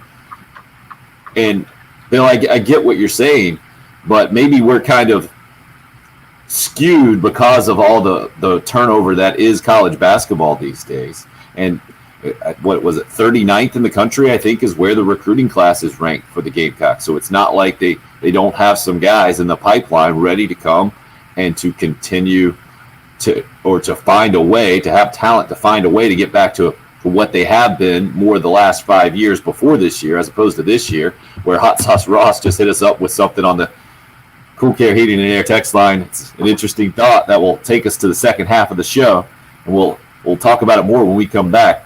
North Carolina, Duke, and Kentucky all pretty much stink this year. And our fans think it's crazy. We're having an off year. Come on, man. It's an interesting question or perspective there. Nope. Okay, we'll let you. Not interesting. Hold on. We'll let you get on it. This argument drives me crazy. We can get into it. Perfect. Yeah, Perfect. What a pro. Real quick, Patrick, did you see? We talked about the Kentucky players. Did you watch any of the Kentucky South Carolina game on Saturday? Yeah. Were you surprised when they started talking about Kentucky guys being drafted in the NBA, Isaiah Jackson and B.J. Boston? Yeah, because they looked terrible all year. But we talked about it last week. It was like they had nobody, and then all of a sudden I started watching that, and they're talking about those two guys being drafted. I was like, because all that matters is your high school recruiting now. I thought about. I was out of it. I couldn't tweet or anything all weekend, but that was one of the things I was like, we just talked about. They don't have anybody draftable, and I'm watching that show, that whatever, the game, and they're like, oh yeah, BJ Boston. I think they popped him up at 26 in a mock draft, and then they were like Isaiah Jackson. Oh yeah, linked and compared him to Willie Cauley-Stein, Nerlens Noel, and all those guys. And they're like, oh yeah, draftable. So, okay. I think we've set a record. It's 7:32. It's taken until 7:32 to make Patrick get a little bitter and tee him up for a hot take. We'll do it when we come back. Talking Gamecock basketball. Love to hear from you as well. 803-404-6100. You can call or text. It's the early game here on 107.5 The Game.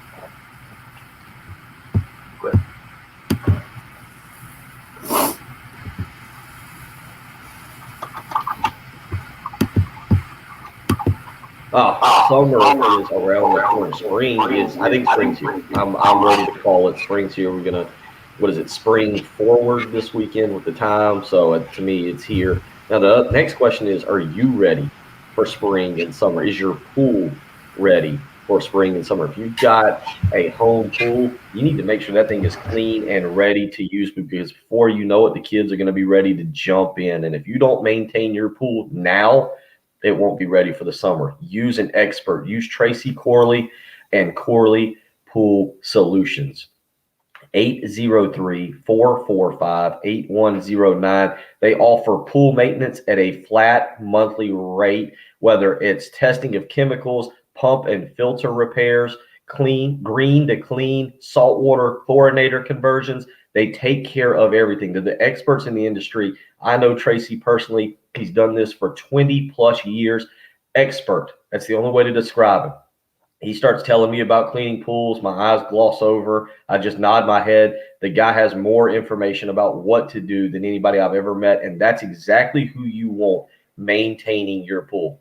An expert, a person who is willing to come in and fix it as soon as you have a problem. I couldn't get that out. As soon as you have a problem, Tracy is there, whether it's the morning of, the afternoon. The guy is there to help you and your family make sure that you enjoy your pool. That's the kind of family that you want taking care of you.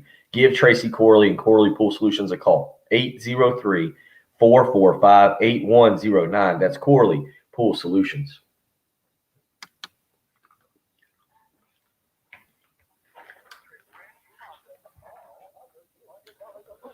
You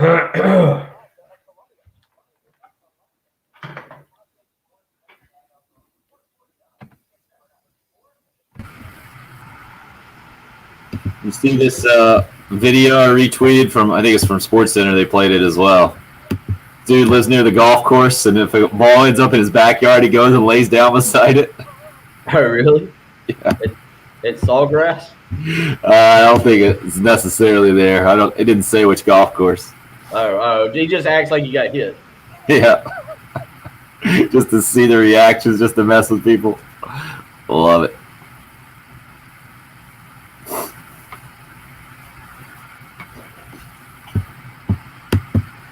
Oh, I see. Yeah. This little kid. Is that a kid looking at it? Looks like it's a younger dude for sure.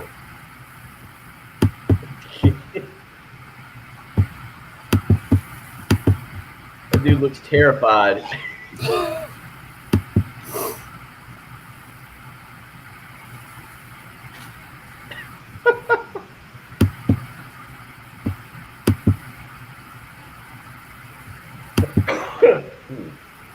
Ugh.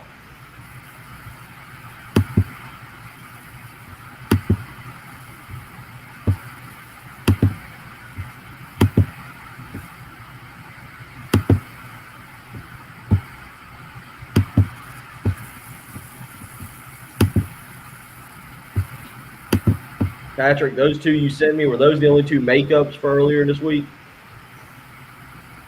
Or do you know?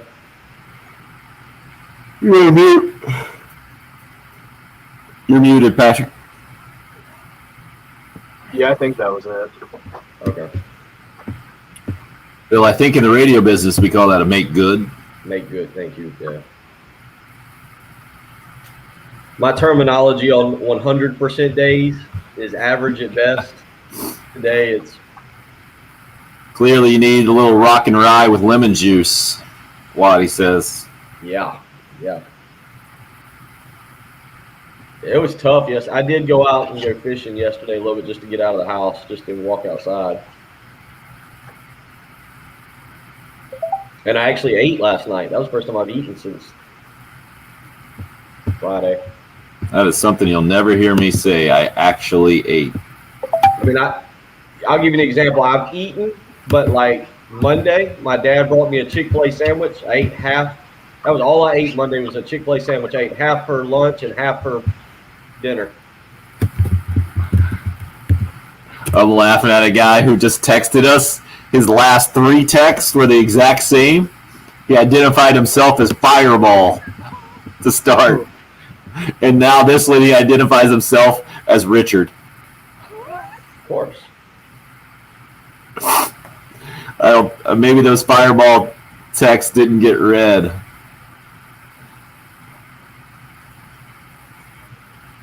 Or is he just is that his like oh, he just started texting on March 3rd. He found the show. He realized his Fireball didn't work. Maybe Richard will be a little bit better.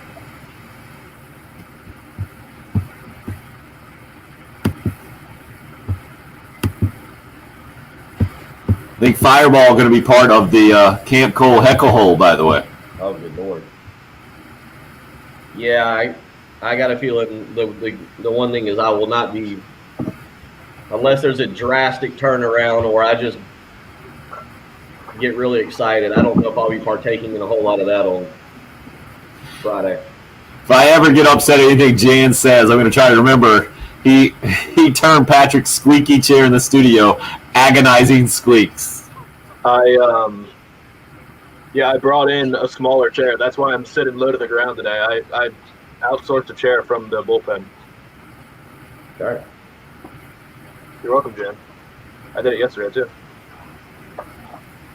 Glad he's gotten through the agony. Yeah, I'm guessing David's right on cue here. We're back.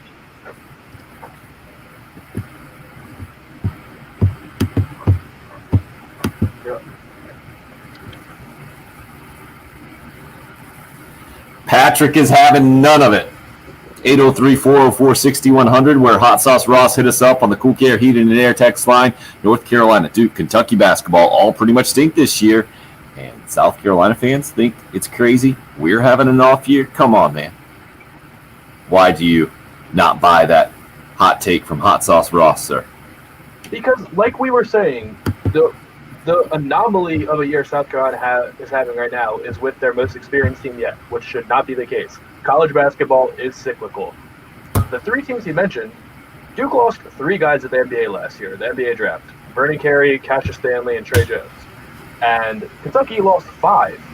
Duke and North Carolina just played last week. You know how many upperclassmen started in that game? Of the 10 players?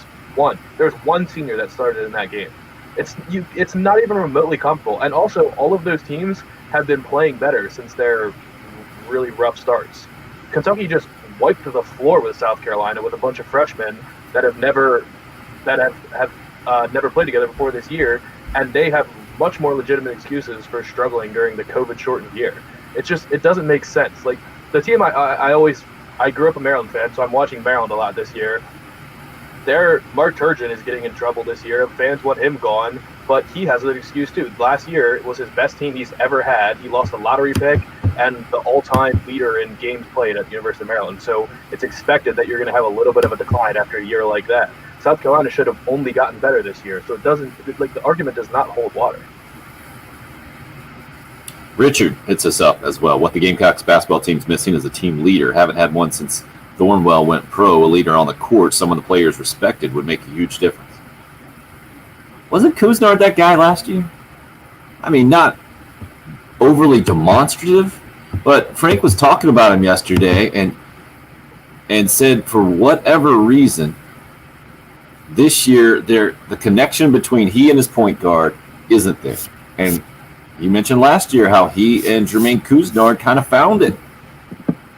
And I think the unique relationship that Frank has with his players has to be talked about here and has to be considered because, I mean, we just saw Felipe Haase play for Mercer in the conference championship. A good player, but didn't work at Carolina. We're seeing Jair Bolden going to be playing for Butler tonight. I think he's their second leading scorer. A good player, didn't work at Carolina. We've seen Seventh Woods come in as a talented player, hasn't really worked at Carolina. But I don't understand how one guy in Jermaine Couisnard can work 1 year and then not work the next. I understand how certain personalities might not fit and they move on to other places and it works out there. How does it not work with the same guy? And I think maybe the only explanation I can come up with in my head is that everything that this year has brought away from the court might have had more of an impact than we even understand from the outside looking in. But I don't know. Just from your posture, Bill, I'm guessing no one's thinking that's an acceptable answer or gives them maybe the optimism moving forward that you can just jump right back into being one of the top 5 teams in the SEC. Well, yeah, I think, listening to you talk, is it acceptable? Are people willing to accept? Most people I talk to say Frank Martin's a good coach. Most people, most fans. Frank Martin's a good coach. He's done a lot for the school. He's done a lot for the team. Is it acceptable to have one year of really bad mistakes, like bad coaching? Because you can make the argument, and I don't know how much truth there is to this. I'm just going to kind of throw it out there. When you mention Couisnard, when you move Couisnard back off the ball and you plug in Seventh Woods, did that derail Jermaine Couisnard?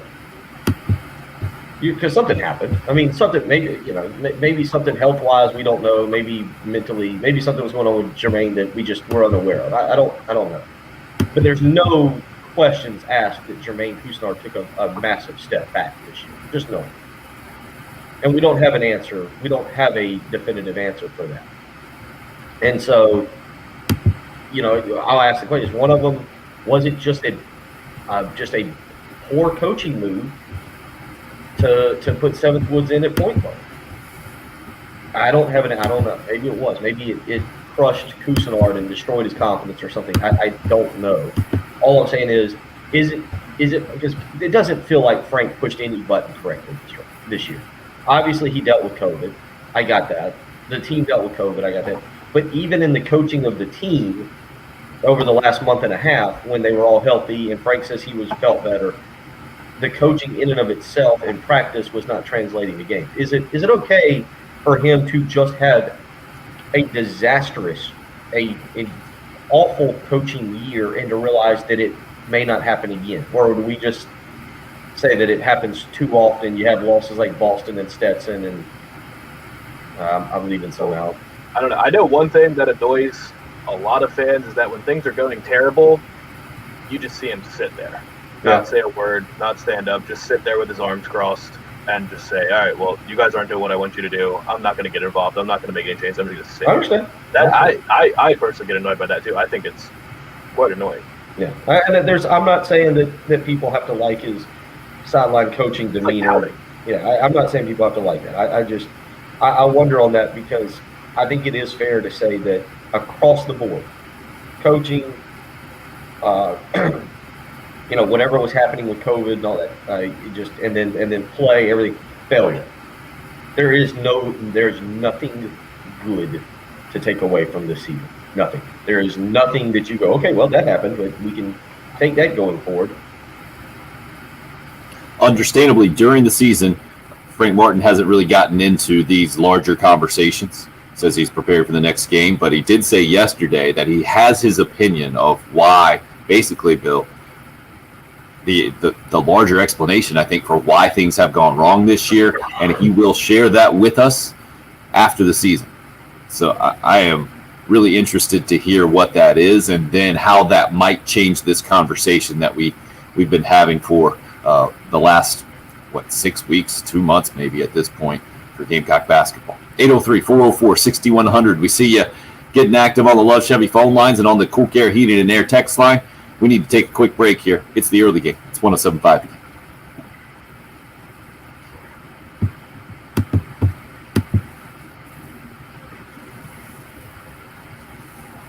Can we move AAA? Yeah, move it. Don't do it here. I need to get their script. Move it.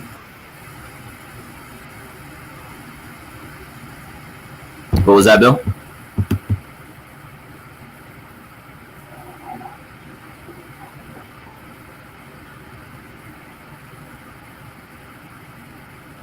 Patrick just got active.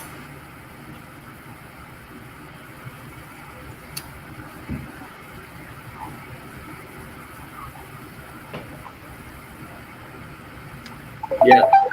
Patrick, just let me know what time, and I just happened to look, but I haven't read it in so long, and they're new. I need to get their script. Okay. We can make it. Those callers got you down? It's Wisconsin John. It's like, hey, yeah, I don't really pay attention to Carolina basketball, but yeah. You can say something. Never wants to get on the air. It should be his own little YouTube show. We should just make this. I should just grab these clips and put it on the YouTube channel, edit it all together. Patrick versus callers. Off air only. Oh, and Guy's on hold. He disagrees that Muschamp is the most despised coach, I think. Okay. A little passing comment from an hour and a half ago. He wants to chime in on that. I love the bitterness. I think I find it so enjoyable because it reminds me of me, like, man, at this point, 14 years ago, Bill, you know the old studios and where we used to work, where you go to them kind of cold on the air, and that would be my reaction on the air, like, come on, man, are you serious? You bring them in, you'd be talking about like baseball or something, basketball. You want to talk about like or you get what was his Speedy or Cocky. David, I hear you. He says he's getting depressed with the conversation. Can we have a disagreement between the two lovebirds? I think we might. I think Patrick's ready to disagree with anybody at this point.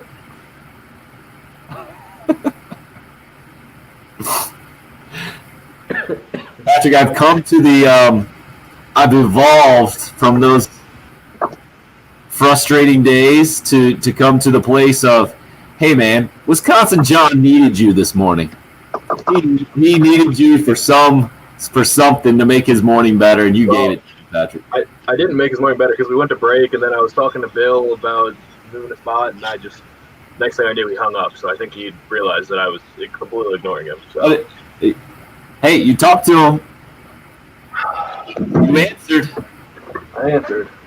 That's not easy to do for a lot of calls you make these days. Get a human being to answer. Yeah. Smith. I've never seen Smith comment there on the live chat there. What similarities are you seeing? Falling off. Yeah, but it was a 4-year run, unlike any other in South Carolina football history. Well, in a way, so was it in basketball, right? I was gonna say, in a way.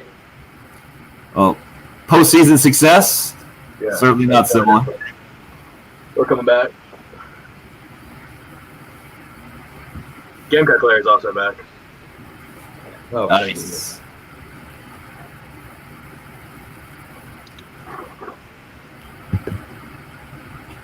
You're up.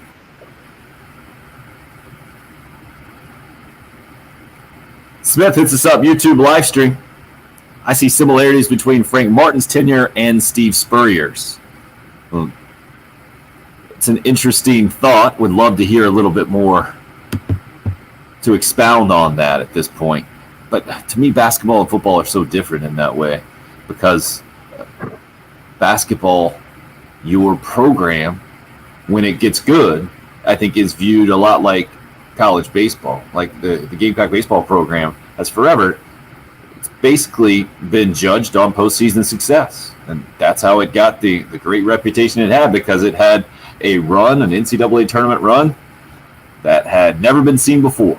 And I don't think will ever get broken. Those 22 straight wins, 23, whatever it was, with the back-to-back national championships and playing for a third straight. And college basketball is kind of pass-fail that way, just to get to the NCAA tournament for a program like South Carolina, Bill, that you pointed out 5 times in the last 45 years. It just doesn't happen very often. But then to see the Final Four run, that would be what Steve Spurrier would have had to make the non-existent college football playoff at that point, right? To get to the Final Four in college football.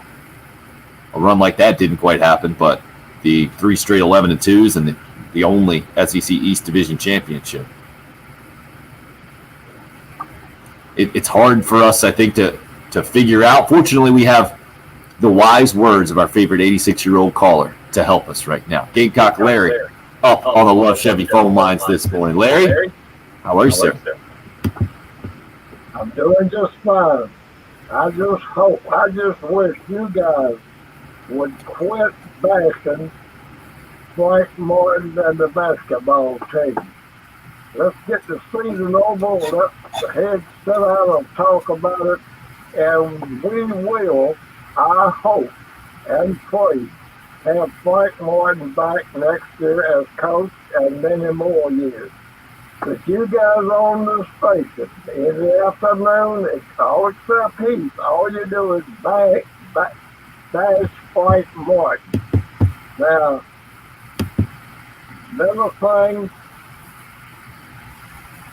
I'm glad to have Bill back. The other morning when Tim was missing in action, we got a young man that took over and done an outstanding job. We know he can do the job, so we don't worry about the game anymore. We got Patrick there. Number 3, you young guys, we gotta have a quarterback, Deacon Dan Reed, that played quarterback in the NFL and also coached in the NFL. And that's about all I got to say. I'm just going to hang up and listen to you guys. Take the old man These people wise like Almost man. nailed it. Hour 3 coming. Don't say too much. Don't say too much. 75 to game. Great job, Patrick. Great job. I'm confused. I'm confused. You were out. I was out. What happened? Yeah, I just overslept the other morning, so Patrick was stuck the first 20 minutes. Oh, Woke up and it was light outside, and I was like, uh-oh, this ain't good. so Patrick, you just had the show to yourself for 20 minutes? He was driving. Boy.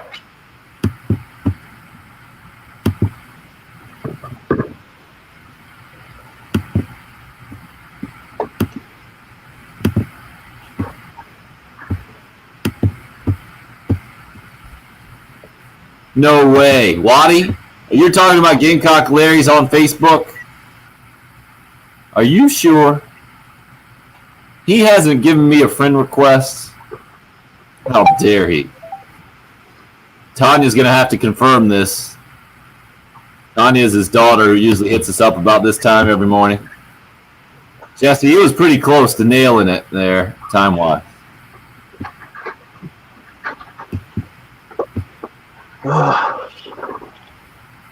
Wow. That is big news. She was 50 days out from the draft. I saw you put that on social media. Unbelievable. I'm pumped. Nice, Jan. That's when the female YouTube subscribers went way up when Master P was so low for 20 minutes. Alan says we sound like a broken record. Larry's right. We sound like a broken record. So we should just say the same thing every day. We're gonna go undefeated next year. Patrick, what time do you want me to do AAA? We can do it tomorrow. Tim's got 2 spots in his round. We've only got 2 breaks. Yeah, I mean, I've just got to do 3 of them by the end of the week. Okay. So I can do 2 tomorrow and one Yeah, that works.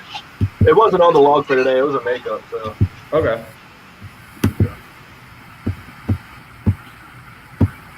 we can do lives in and out of a break if we want to as well. But Yeah. they're already long breaks. So. Yeah. So your call, Bill. You want to do it tomorrow? Is that what you're saying? Yeah, I can just do 2 tomorrow. I just need to do I feel 3. like that conversation is a conversation I'm in right now with sales and the other side of folks. They're like, yeah, why don't we do this idea? And then there's no follow-up. I'm like, all right, exactly what are we doing here? Yeah. They're like, no, I like that idea. Let's do that. Yeah. I can do 2 tomorrow. As long as I do 3 this week, we're good. And then Patrick, Josh sent us a script. I got to cut a sleep number here at the end of the show, if you don't mind. Okay.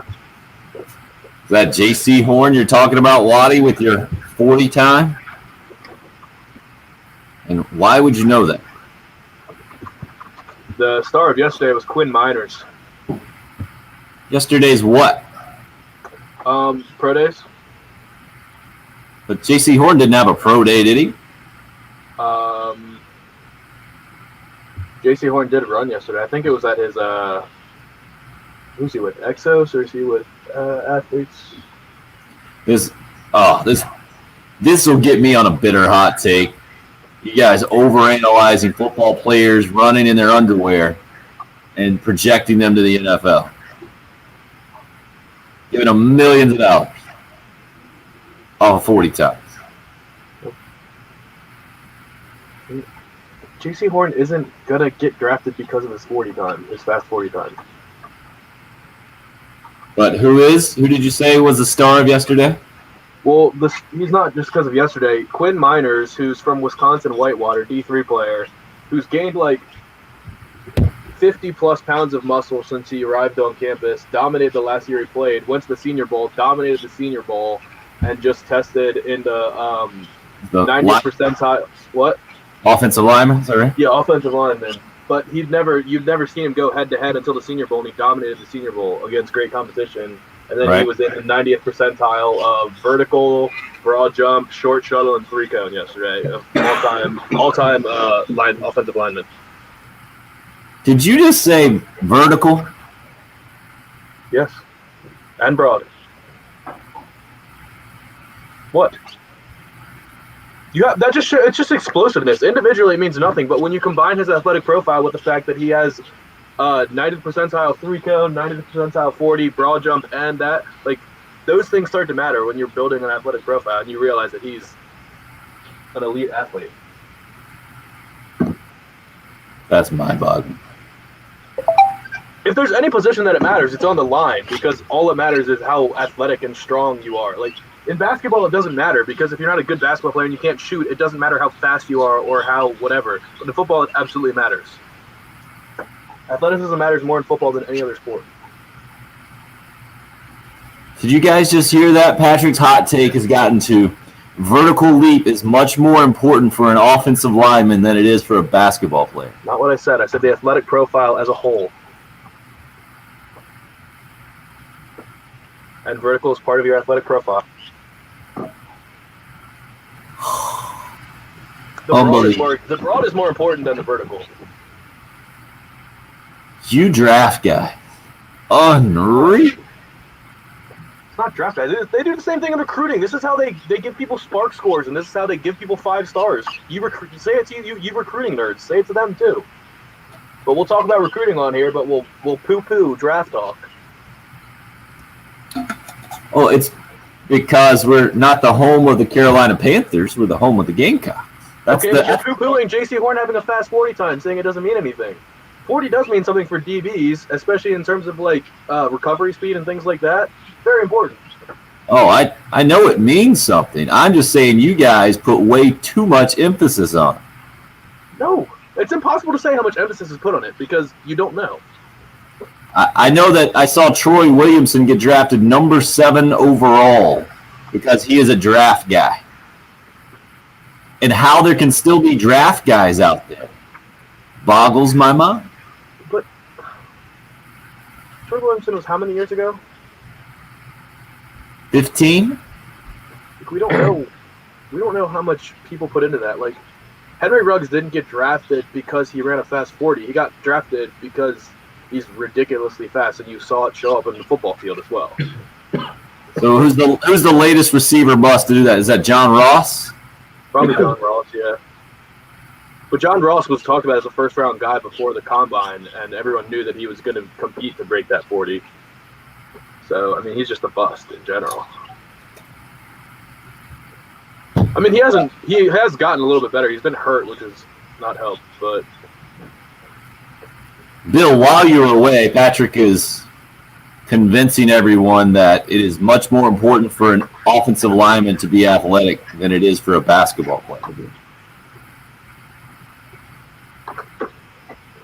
And it was telling me about a vertical leap being impressive for an offensive lineman, and that made my...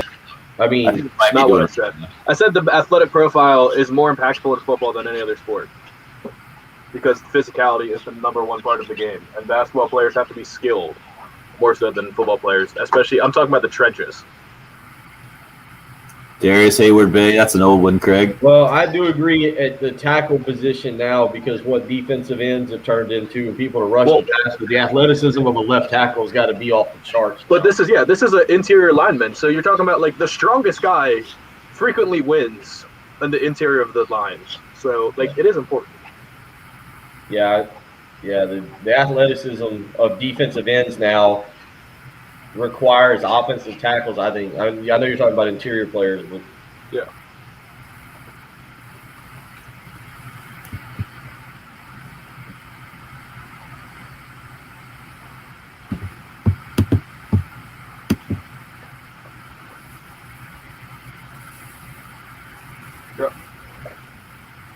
Oh, we needed some comic relief there with that intro. After, I think, the nerdiest off-air live video stream only conversation we've had. Who was that brought it up? Waddy bringing up a 40 time by J.C. Horn, and then that got Patrick into his wheelhouse. the NFL draft. He's pumped. Oh yeah, you brought it up as well. 50 days to the NFL draft. That's apparently a benchmark for guys who have what's the big board at these days? Last we heard, I thought it was at 62.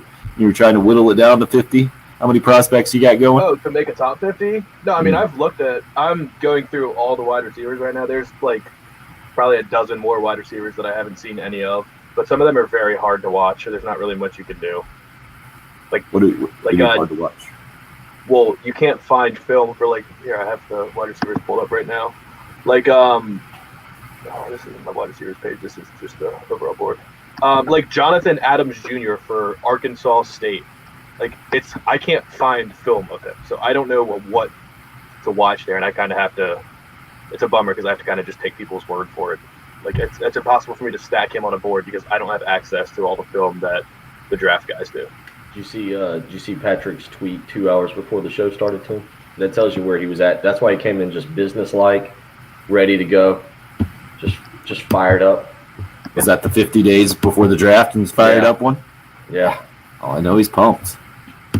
And we're past the franchise tag deadline. All the tags came in yesterday. Yesterday actually was a day that just proved nothing makes sense in the NFL. There were 4 guys tagged whose teams are already below the salary cap. The Saints are $58 million above the salary cap already, and somehow tagged as safety. It doesn't make any sense. I don't understand how these numbers work. Every year we talk, and ESPN and NFL Network and all these networks say, yeah, this team doesn't have money to do anything. And then they just make a huge signing, and everyone's so confused. Yesterday boggled my mind. Well, that's how I feel about this draft process by and large. This time of year, it's just so much emphasis is placed on a 40-timer. You were telling us in the break about a Wisconsin Whitewater offensive lineman who was one of the darlings of the Senior Bowl, I believe, right? Basically, kind of fought his way to the Senior Bowl invite. No, and then, he only got invited because Landon Dickerson from Alabama got hurt, and he got the next spot, and then he took the opportunity and seized it. The John Daly of the Senior Bowl, basically the alternate that got to get in at the last minute and then tested well yesterday. And then Patrick was telling me about vertical leap, and just the fact that they measure vertical leaps with offensive linemen made my brain hurt. I understand what you're saying, Patrick. It's all about trying to determine a guy's athleticism. I get that. But I just think it's overanalyzed so much at this point. And that's the job, right? You got to analyze it. But the question is, when does analyzing it become overanalyzing? And when are you just thinking you're the smartest guy in the room and you've figured out more than other people, as an organization I'm talking about? I feel like these organizations do it all the time. Like, oh, our guys know something that other organizations don't, so we're going to draft this guy. But we have no idea if they're overanalyzing it or not because we're not in the war rooms with them on draft day. And we're not in the rooms when they're stacking their board and saying, well, tell you what, this guy ran a 40.08 faster than this guy, so we're definitely going to move him up, even though the other guy's tape was much better. No, that's not how it works. It's just another way to look at the numbers and build an athletic profile. And if a guy's from a smaller school, you don't need to worry about Jalen Waddle's 40 time. Nothing he runs is going to change where he's drafted because everyone watches him and says, yeah, that's the fastest guy in the football field every single time he takes it. But when you're talking about a guy from a smaller school or a FCS school and you don't know he's dominating every DB he goes against and blowing by everyone, but you clearly don't have the same caliber of athletes as you do on the field of an SEC game, the 40 is a good way to stack it up and say, okay, no, he does have legit 4.3 speed, so this probably will translate. Some of the other things we're seeing will translate. This probably will too. And it's just overall getting all the numbers is a good way to build a physical profile for everybody. They do the same thing in recruiting with Spark scores at all the combine, the school camps and the opening and all that stuff. It's just the NFL's version of it. It's all important. Lucas says, have 2 guys run their 40 at the same time, like a race. That'll give you their true speed. But to me, I think this is kind of archaic, isn't it? Still that you run 40-yard dashes? Well, in your underwear for football? Why would you put on all the pads and run a route? Okay, so that's actually a good. No, you're actually making a good point. And this year, because the scores can't be. What do you mean? Actually, no, because the scores can't be trusted this year because everyone's doing their own hand times and you're not really getting to scouts aren't necessarily getting to watch them. They're relying a lot more on GPS data this year. That's what a lot of scouts have said, because everybody on the field, or at least like the SEC and some of these big Power 5 schools, they know they have GPS's tracked. So you can see like this guy ran 22 miles an hour. Like GPS data showed that Jalen Waddle was the fastest player in college football last year. So people are going to start to be more reliant on that than necessarily, hey, so-and-so ran his 40.01 faster than Jalen Waddle, so he's the fastest guy. Like GPS data is actually being used this year, and the NFL is trying to get college football teams to all start using it so they can have accurate data to compare against each other. They all need to use the same. They're all using different systems. Right. Catapult is what we always heard Will Muschamp talking about, measuring what his guys were doing in practice and then trying to adjust accordingly to avoid the soft tissue stuff. Yeah, we got it. Did Waddy just do what, Billy, you absolutely hate in our basketball conversations? He says, I hate that Scott Van Pelt isn't going to get to run again this year. Is he talking about Rich Eisen running the 40 at the NFL Combine? He is, right? That's got to be it. That's it. One of those guys. I hate that too. I think he raises a lot of money too. That's a charity thing. Yeah, that's a fantastic idea. Running in his suit is the best part about it, right? In his suit, in his dress shoes, running the 40 through the years. You got to give him a lot of credit there. That's Rich Eisen there, Waddy, I think. Unless Scott Van Pelt has just he admitted that was just a little brain fog. Brain fog happens to everybody. I can't even pronounce brain fog correctly. Hope says, LOL, Patrick needs to take a breath. He's fired up this morning. No, I have to get these takes in before I get interrupted because I don't have that many chances to talk about the draft. So I want to get all one stream of consciousness before anyone chimes in and changes the subject. We got to get back to harassing South Carolina basketball here that we've covered for 3.5 months. Phil, we can talk hockey. Did you see the hockey news yesterday? No. Which ESPN one? is the new rights holder for the NHL for the next 7 years. No, I missed that. It is nice. We'll get to see actual hockey talk on ESPN, on SportsCenter. We get Barry Melrose back? Yeah, because they just put him. They just basically canceled him because they don't want to advertise games that they don't play. That's kind of the whole problem with the networks. They only talk about the sports that they have the rights to. So now we'll get hockey discussions. Good. Major television. Yeah. I'm very excited. What were the numbers attached to that news yesterday? I was trying to look that up. I haven't seen anything. I don't know if they're keeping it under wraps or what. The NHL, I think, I don't know what kind of bargaining power they had. I don't think any. Has there been the TV numbers have been pretty brutal, I think, recently. And NBC Sports is shutting down after this year. So I feel like ESPN was kind of just there saying, all right, what do you have to offer us? Yeah. Hurricanes had a nice comeback 3-2 win last night, Waddy. Well, let's just know on that Facebook live stream. All right, you guys are all over the hockey beat. This morning, our larger conversations have been about Gamecock baseball going into tonight's Citadel game on the road, starting a 4-game road swing in Charleston tonight and then Texas this weekend, but ranked as high as number 5 in the country, 10-0.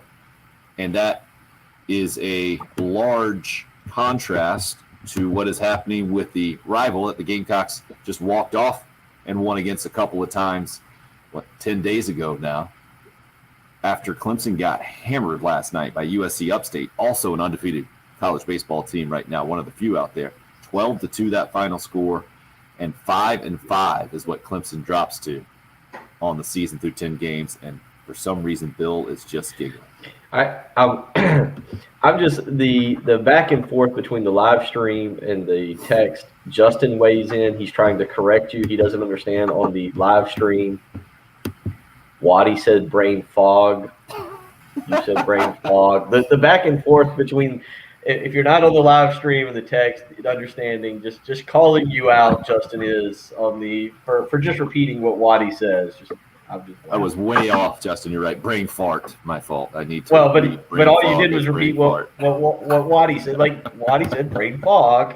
Probably trying to be nice or spell check error. I don't know, but yeah, just. I'm sorry. I've been away the last 2 days. Try not. We have missed you for sure, Frank Martin. So we'll play you a little Monty Lee as we roll on this morning. The Clemson baseball coach just saying he's not doing a good job right now. And it's on him to try to figure it out. And maybe he's putting too much pressure on his players because obviously he thinks they have a talented group and they're just not playing well. And when you're Clemson, you can't get beat 12-2 by USC Upstate. That simple. Frank Martin also speaking yesterday and was asked about his future with the program and said that he hasn't had the conversation with the USC administration. We'll sit down with them soon, much like he's done in the past. He doesn't talk about contracts during the season, but he wants to be at South Carolina. So that has led to the conversation of Gamecock basketball moving forward. And after such a disappointing season, 6-14 overall, 4-12 in the SEC, those numbers that much more disappointing because they were projected this year to be maybe the best year we've seen in the Frank Martin era. I think they were in the preseason SEC poll projected as high as we've seen them. And obviously the opposite results have happened. Anthony says the problem with moving forward with Frank Martin is that he can't recruit the top players from the state of South Carolina. How can that be fixed? Or has he lost his players' trust? The players seem to be playing hard, but the spirit isn't there. How do you fix that? It's a great question. The last part. The first part, that isn't a Frank Martin deal, right? That's a South Carolina basketball deal. And I think I've come to the conclusion now, being 43 years old and seeing this through the years, is just that's what college basketball is. There seems to be more out-of-state movement as opposed to other sports. Like Gamecock baseball has a ton of South Carolina influence. I noticed that. I thought it was interesting that Mercer came in. They've been the most successful team in the state of Georgia in the last 10 years as far as wins go. Not a single South Carolina player on the roster. I think the Gamecocks have one player from North Carolina on their roster in Brett Kerr. A lot of South Carolina influence, and you can do that with Gamecock baseball. Obviously, we know football has been like that through the years. Carolina can't just rely on South Carolina and the state because there are not enough big-time prospects to go around. But when the Gamecocks have been at their best, it's been South Carolina guys leading the way. And that ridiculous run that kind of Stephon Gilmore started and ended with Jadeveon Clowney. But basketball, we know through the years, Bill, we don't have to name the names. Maybe it'll be helpful real quick, but like Kevin Garnett and Jermaine O'Neal not playing college basketball, maybe you push them aside in the conversation, but Ray Allen being a Sumter guy 25 years ago in the Big East tournament I saw going against Allen Iverson today. It popped up on social media. We've seen Devin Downey and Zam Frederick start their careers in other places, have to transfer back. Larry Davis, another guy, started at North Carolina, Seventh Woods, transferring back. We got the SEC examples all over the place. You brought up Major Wingate a little earlier. You got Josiah James going to Tennessee recently. Well, just go back into 2000. Marshall Moses, who was at Aiken, ends up at Oklahoma State. And I mean, you've had Cortland Freeman, who was down at Sockasty, that went to Georgetown. You've had Josh Dollard, who was up in the upstate, went to Florida State. Again, Major Wingate from Florence that goes to Tennessee. You've had a list, and that's just a couple off the top of my head. Lachey Page was a guy initially that was from the state, from Latta, I think, that left. Devin is the best example now, right? Well, but I mean, I'm going pre-Frank Martin historically, era, right, just to show that this is not this is a common thing that happens. Murphy Holloway is another one there that you got going to Mississippi. Even go back to Marvin Orange from Irmo going to Alabama and having a very successful career. So you've seen it over time. Stanley Roberts, obviously we all know what happened there, but Stanley Roberts going to LSU.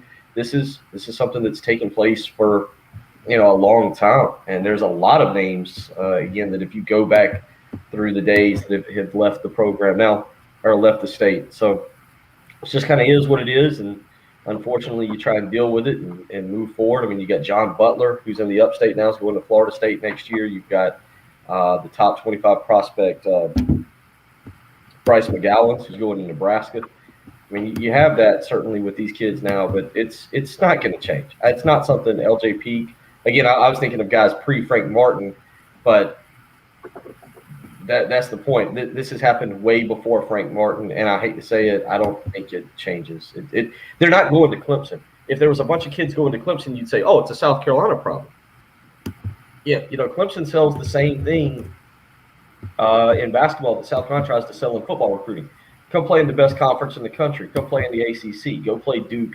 Go play North Carolina State. Or excuse me, go play North Carolina. Go play Syracuse. Go play Louisville.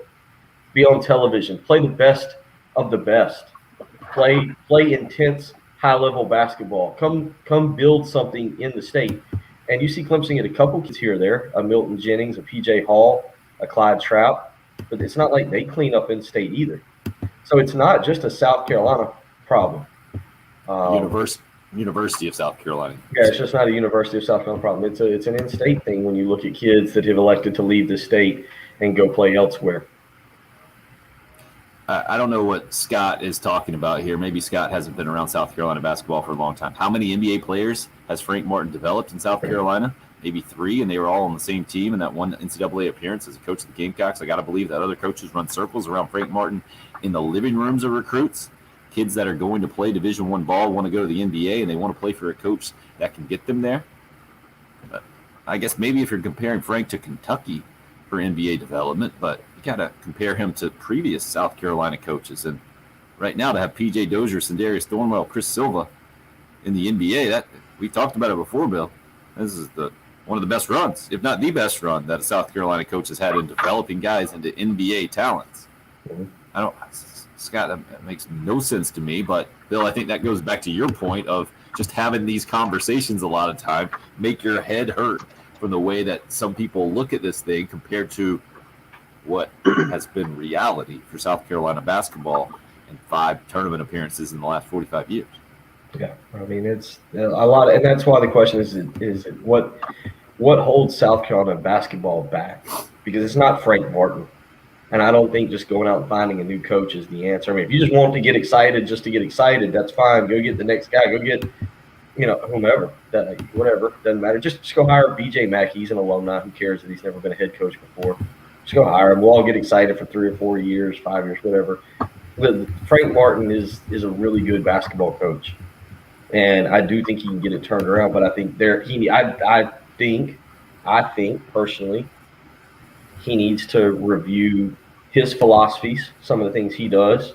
I think he needs to review his program, and I think that there's got to be some changes across the board to how they're coached, how they're managed, and we'll see if that happens. We'll see if all that happens. There's a lot of unknown with this basketball team. There's so much unknown from the roster down. I would be surprised if Frank Martin's not the coach at South Carolina next year. So that should make Gamecock Larry very, very happy. But I do think that there needs to be a lot of assessment of everything from coaching style. I don't think recruiting is as big a problem as people make it out to be. I do, it's easy to say, man, we got to go find a sharpshooter. Well, yeah, having done basketball recruiting, that's not just the easiest thing in the world is to go out and find a kid who can shoot the ball, but also play defense, dribble the ball, help your program. You just can't put a kid out there who all he can do is shoot, but he can't play dead in a Western movie besides that. You've got to have somebody who can help your basketball team in other ways too. And so you do find teams who have shooters. Cousinard was a decent shooter last year, not this year. A.J. Lawson's been a decent shooter. You just need more consistency from that. So there's a lot from the top down that just needs to be assessed, but I do still think Frank Martin's the guy that can do that. A.J. Lawson, his numbers are actually really, really good. I think they're some of the top numbers in both scoring and threes this year in the SEC. It's just that it's come in a lot of times. I think they haven't been in big moments, so we don't have the perception. They certainly haven't been in wins most of the time as well. So we don't get the credit that he doesn't get the credit, I don't think, that typically a guy who just got second team all conference would normally get from South Carolina basketball. I get it though. I understand. And that's why the interesting part to Anthony's text into us was about as Frank Martin lost the trust of his players. They don't seem to have that spirit. I think we could all agree, certainly, that the spirit has been there, and Frank has talked about that multiple times. Another text in here talking about that, something similar. Matt just says he went to the Arkansas game the other day and saw our team fighting with each other. It's a matter of cohesion this year. The team simply has not bonded. Not Frank's fault. You got to give him a pass this year. Another text in right now. because everybody needs to lay off Frank. I'm a Kentucky fan living in South Carolina, also a Gamecock fan. You do realize the last time Kentucky went to the Final Four was 2015. Shut up and let the man do his thing. A Gamecock Final Four is a huge accomplishment. And then now I'm guessing there's some Gamecock fans out there saying, well, if you're from Kentucky, don't start talking about it. 803-404-6100 is the number. Oh, fired up. Scott's firing back now after talking about developing guys. Who else has he developed? If you're prepared for more of the same results, then keep doing the same things. Many programs have built success from places similar to where we are. I think that goes to your point, Bill, about reassessing and maybe making some adjustments moving forward. We'll continue to talk about it. We'll see if we can make any adjustments moving forward. Here, it's the early game on 107.5 Game. Quick. There is.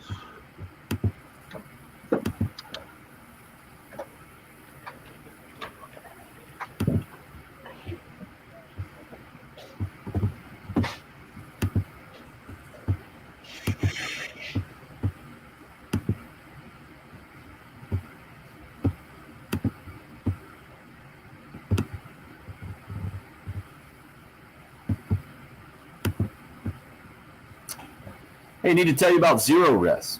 If you don't, or you're not familiar with Zero Res, first of all, you can spell it the same backwards and forwards. It's palindrome. I'm a nerd. I like that kind of stuff.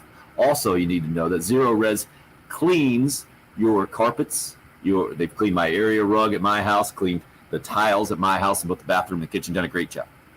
But you expect a carpet cleaning service to do a great job, but Zero Res does it differently than anybody else, and that's why I recommend they go to your house. That's why I have them at my house. We've got the 3 kids. We've got the little guy completely wearing us out, not quite one, waddling all over the place. So I have much more of a relationship with my floors these days than I have in the past. And no harsh chemicals involved in that Zero Res patented powered water cleaning system they have is especially important to us right now. Also, no leftover soapy residue from Zero Res because soap isn't used in the process. That has kept our carpets cleaner longer. It can for you as well, and not just at your home. If you're in charge of a business, get their commercial cleaning division out there. They're following all the CDC guidelines these days, making sure everything is clean and sanitized, and wearing masks, gloves, shoe covers, disinfecting all equipment between jobs. And right now they've got a great deal for you. 3 rooms of carpet clean for only $119 plus a free hallway. When you mention me, Tim Hill, schedule that Zero Res cleaning today. 803-262-4020. Book online, ZeroResColumbia.com. It's Zero Res. Spell it backwards or forwards. It's the right way to clean.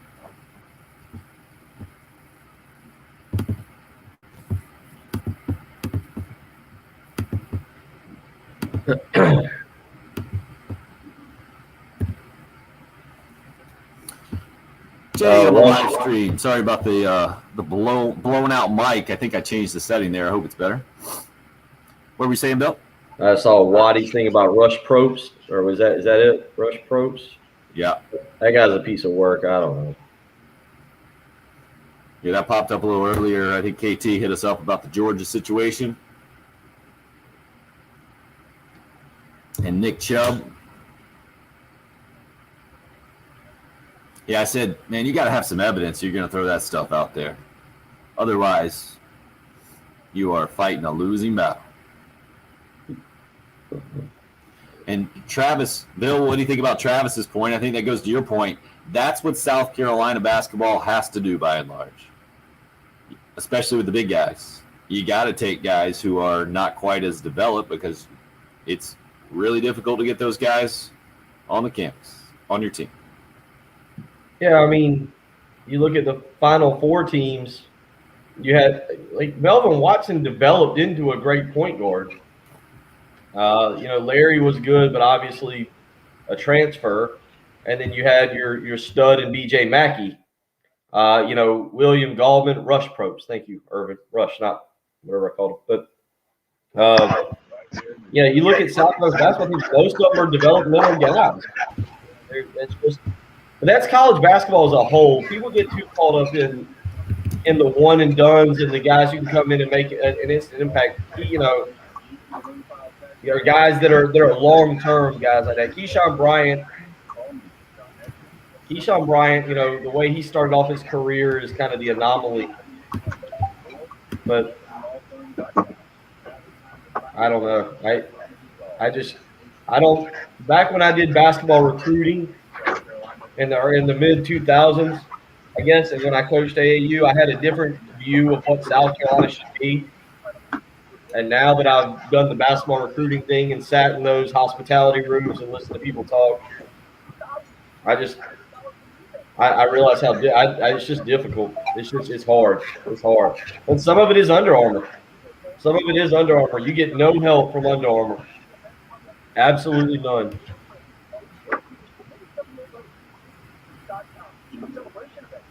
Join the millions switching to Spectrum Mobile, and you can save up to 40%. Nationwide 5G is included with every plan, and there are no added taxes or fees, plus no contract. And for a limited time, get up to $300 off a meet and I'm pretty sure Matt, Alan, and Richard and Scott, those are our most common names in on the show. Just got another Alan. That's what made me think of that. I think the 70s were a popular Allen time. Maybe.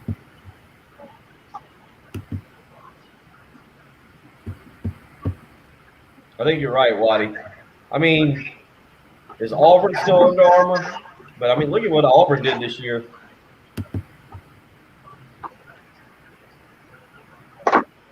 I mean, from actual help on recruiting. Under Armour is going to do nothing.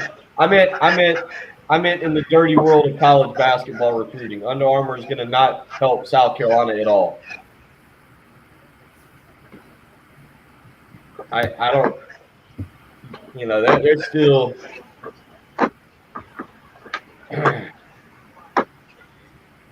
You know, before I came, it was. God, I'm trying to think of what year it was. I'd have to go back and think. One of the last years I did scouting, I had a meeting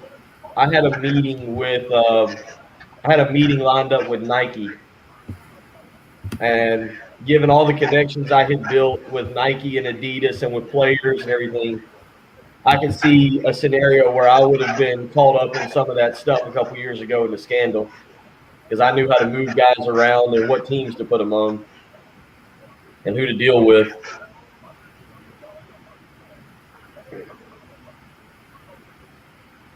And a lot of those guys I was interacting with, just helping with scouting.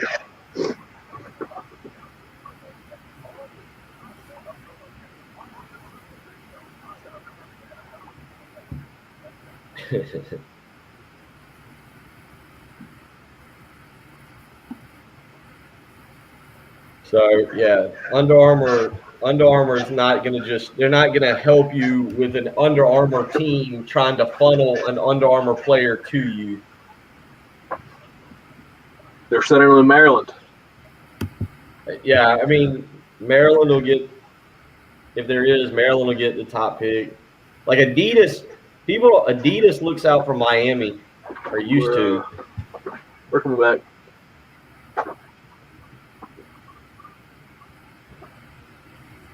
We're back. You're up. Bill getting into some detail about college basketball recruiting from his experiences on the live video stream. You can catch that YouTube, Facebook Live. Love to have you subscribe to that YouTube page as we continue to build. We need to make it a subscribe or die campaign, I think, at this point. Who would probably be stealing that from somebody? How have you guys done? Where are we at? Did you guys? Well, We're close to that 600 ballpark. Patrick's always not we well. haven't gotten a new subscriber in, what are we at? 584. We were at 584 at like 7 a.m. yesterday. Oh, we're at 583. We No, lost. 584. We're at 584. We're at 584. Man. Would have loved to figure out who dropped. We'll put that one on Hope. Haven't heard from Hope yet this morning. She is our YouTube subscriber guru. She weighed in on the live stream. Oh, my apologies. Didn't mean to miss that. All right. Talking a lot about Gamecock basketball. Frank Martin talking yesterday about his future with the program. Says he wants to be at South Carolina. Was kind of giving his perspective of where the program was more than where the program is. And I think that's a big difference that does rub fans wrong at this point with one game left in the season. I understand it from Frank's standpoint. He's not going to give a post-mortem on this season until it's over. That's what all coaches do. They don't really zoom out. And then Frank says he's got some opinions about why he thinks things have happened, how they've happened this year, and he'll share those after the season, though. And with the SEC tournament still to go, tipping off tomorrow night for Carolina, the late game against Ole Miss as the 11 seed. Carolina is, Ole Miss is the 6 seed. Doing it against Devontae Shuler and company. I think it's appropriate that you got a guy from Irmo who set his career high earlier this year against Carolina, leading the way against the Gamecocks in this thing, because that's all part of the conversation, right? Keeping local guys around. And Alan from Raleigh just hit us up. 5 of the top 6 highest scorers in Gamecock basketball history are South Carolina guys. BJ Mackey, Alex English, Sindarius Thornwell, Devin Downey, and Foster. Help me out with Foster. He put in there. You guys Jimmy know Foster? Bill? Jimmy Foster? Okay, that makes sense to me. The top 2 are Columbia products. He's talking about an Alex English and BJ Mackey. South Carolina talent is on par with any other state. Martin has lost his share of in-state talent, and that trend must be turned around, but it's a historic trend, not a Frank Martin trend. You guys forgot about Xavier McDaniel and Tyrone Corbin from the 1980s. The best teams, Allen says, were filled with South Carolina guys in 1997 and 2017. And 97, especially with the big 3 in the backcourt, and Mackey and Larry Davis and Melvin Watson, South Carolina guys. In 2017, the Final Four teams, and Darius Thornwell, P.J. Dozier, notably. Justin Mackey, throw them in as well. But do we casually leave out in 2017? You had a guy from Estonia and a guy from, I don't even know, is it, I screw it up there. It's not Ghana in Africa, is it? It's Gambia, I think, where Chris Silva is from. Like, there was plenty more. Toronto. And then, Dwayne Notice, you got a guy from Canada.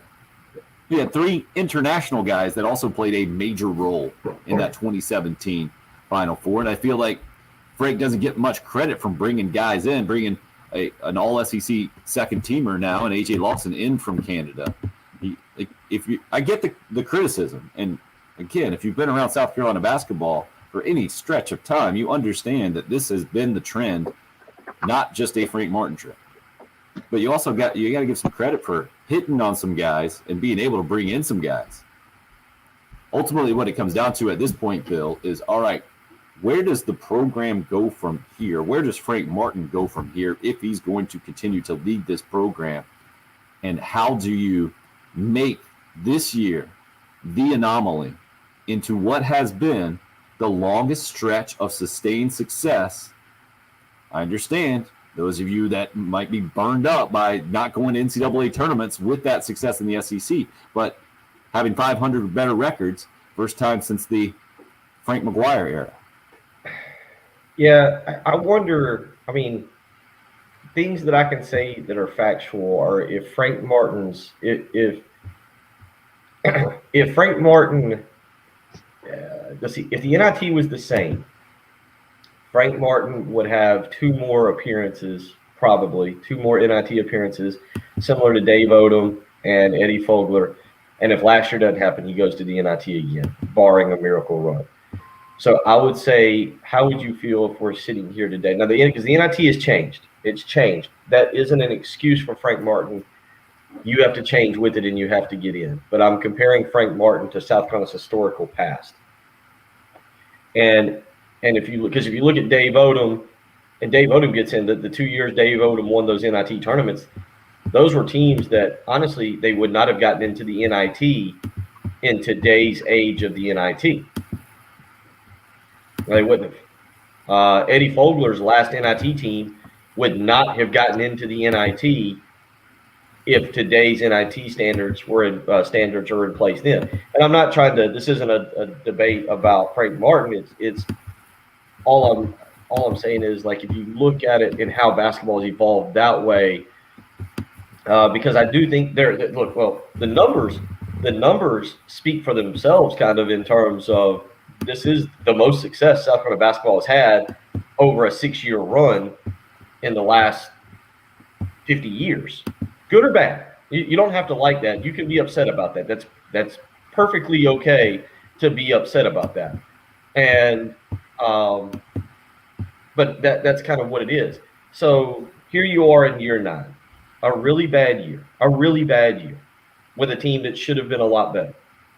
Is this the anomaly? The 6-14, or is the getting right there to the NCAA tournament but not making it in? Is that the anomaly? Which one is it? What is South Carolina closer to? I go with the string of semi-success that I've seen, and that yes, Frank Martin can turn it around and be the guy. I don't know what that roster is going to look like though, and maybe that's what the roster does at this point. And maybe that's what the roster needs. Maybe it needs an enema. Let's get out to the Love Chevy phone lines. Anytime Bill drops enema, I go to the Love Chevy phone lines. Mike's up first. Good luck following that, sir. Hey, Mike.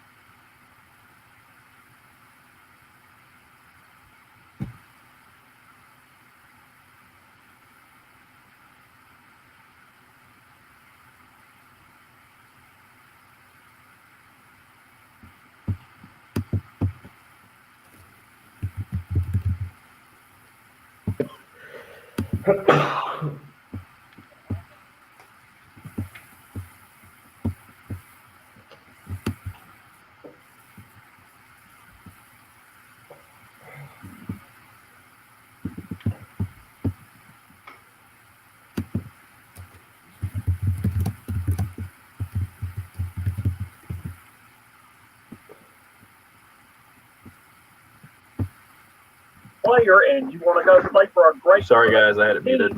You went to one of the ACC schools, and we suffered as a result of that. Our football ambitions led to our basketball demise, and I don't think we've recovered, because nowadays people just don't think of us as a place where if you're any good, you want to go play. So I don't see how Frank Martin or anybody else is ever going to get over that until we have a string of a few years of success in our new conference, which is not all that new anymore.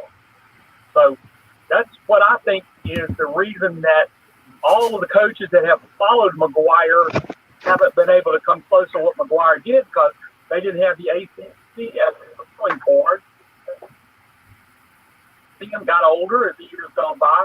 There's the new building now where they play, but I don't think that has the draw that it had with that combination of McGuire, the NCAA championship, and his New York connection. So that's all I got to say.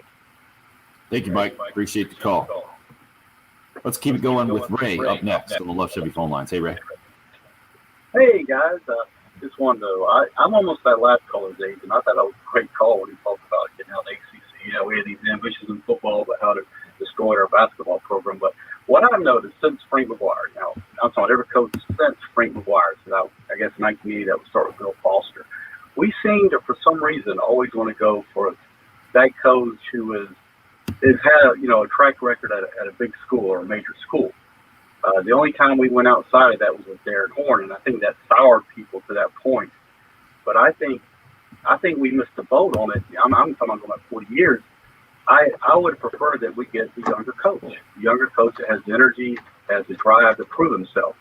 And I think, everybody eventually has to prove themselves if they become a good coach. And I think we've always missed out at this point, I'd almost rather be that place that's more like the cradle of coaches. You remember Miami of Ohio back in the day was the cradle of college football coaches. A lot of people like when I say this, I wouldn't mind for us to kind of be that stepping stone for young coaches. Because if a young coach is winning here in a big school like Michigan wants to come and take him or whatever, that means we're being successful. I mean, I would almost rather go that route. I hear you, right? Just proving themselves. That's just because it hasn't worked. Well, I hear but what it you're doesn't make any saying. sense. Hold on. I'll say this. They tried that. One of them was a complete bust in Steve Newton. You mentioned Darren Horn. The other one was successful, but had its flaws, and that was George Felton. Maybe if George Felton doesn't have his off-the-court flaws, we're having a different story. You bring up an interesting point, and Tommy Moody sent the entire station a text message today. Thank you, Tommy. And it's a picture. I had to look at it at first. I had to look at the picture because I thought it was a joke. Felton, right? It's Bobby Crimmins. And, that's who it is. Bobby Crimmins at Appalachian State. It said App State makes the NCAA tournament third NCAA tournament school history. I mean, again, we can talk about a lot of things with South Carolina basketball. What if South Carolina basketball, instead of Bill Foster, hires an alumni from an up-and-coming alumni from Appalachian State and Bobby Crimmins in 1980, and he coaches at South Carolina for 20-some-odd years? Obviously, there was the failed attempt to bring him back in 92, or was it 93? But you ended up landing a very quality coach who gave you great years in Eddie Fogler after that. So, but you think about just opportunities and times for South Carolina. Look, you bringing up the arena. College basketball is one of those weird sports where the fancy arena isn't always in play. It's the environment of the arena. Nobody that's listening to this program, I think, that ever attended a great game at Carolina Coliseum would say that Colonial Life Arena, even when it's rocking, matches Carolina Coliseum. I grew up going to games with my mom and my dad. My dad, obviously, later on, and when Carolina Coliseum was rocking, when Cincinnati was in there and we're coming back from 23 down, or when South Carolina's beating Kentucky. The Louisville game in 87 or 86, whatever it was, where we're slapping Purvis Ellison around on the sideline and they end up coming back and winning. But when Carolina Coliseum was rocking, that place was a venue. It was a great place for college basketball. And I like Colonial Life Arena. It's huge, and it gets loud when you get people in there. But I don't view it as a great home court advantage. And I think that's part of it, too. It's the fit that it's been with South Carolina basketball. It hadn't been a good fit. The question moving forward is Frank Martin the right fit to continue to lead the Gamecock program with where it's at right now through 9 years? We'll continue to discuss as we move on, even though we're getting the complaint on the Cool Care Heating and Air text line. This is from Dogman. Hit us up. Why do we keep talking about men's basketball at South Carolina? Why are we not talking softball, which is starting up? Or women's basketball. Well, women's basketball has the week off.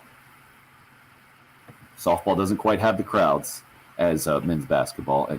It's March, and SEC tournament starts tomorrow. And Frank Martin was talking about his future with the program, and he makes $3 million, more than the football coach right now at the University of South Carolina. Just a few weeks. Yeah. You're listening to the early game here on 107.5. Quit.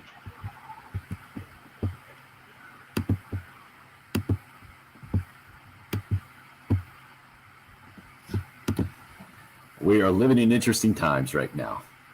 One great thing about these times, boy, have you seen the interest rates out there? If you're an old guy like me, and that is something that you pay attention to a little bit, I recommend you give a guy a call. You might not have talked to before. You might not have thought about even going to Beaufort Lending. Benji Getzi is the guy who's been running Beaufort Lending. He's been a mortgage broker since 1997. Plenty of experience in this space, and the difference that between Benji and someone else is that he is his own mortgage broker. He's got his own mortgage business. He's not attached to a bank. He knows exactly what you need to get the best deal right now. He knows how to get that for you, and all he asks is that you give him a call give him a chance to get in the mix, to show you that he can get you the best deal moving forward when you're talking about your mortgage. 843-524-2404 is the number. Experience matters, and you deserve the lowest rate. Fastest closings in the industry is what you're going to get with Benji Getzi and his team at Beaufort Lending. Again, he's my broker, he's your broker, he's South Carolina's broker. It's Benji Getzi with Beaufort Lending. Again, that number, 843-524-2404.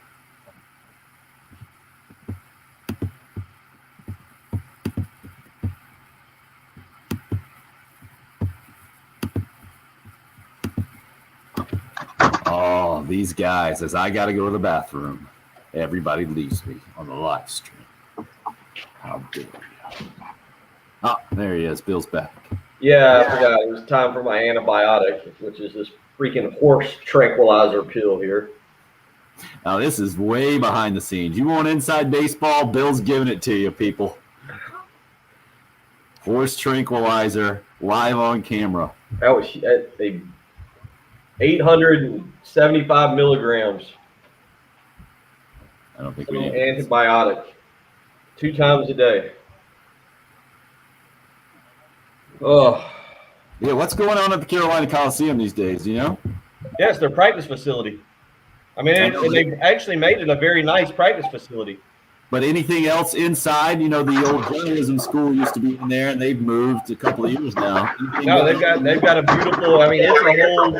That's where all the basketball operations are held now for both teams. I mean, it's. If you haven't been down there, they've got it fixed up. I mean, it's got a great weight facility, a training facility. They've really fixed it up. I don't know what. In some people's lifetimes, then they've seen one of the premier basketball arenas now turned into basically the practice gym, right? Yeah, well, that's what it is. That's crazy. That would be like what? Trying to equate that to something else in our lifetime.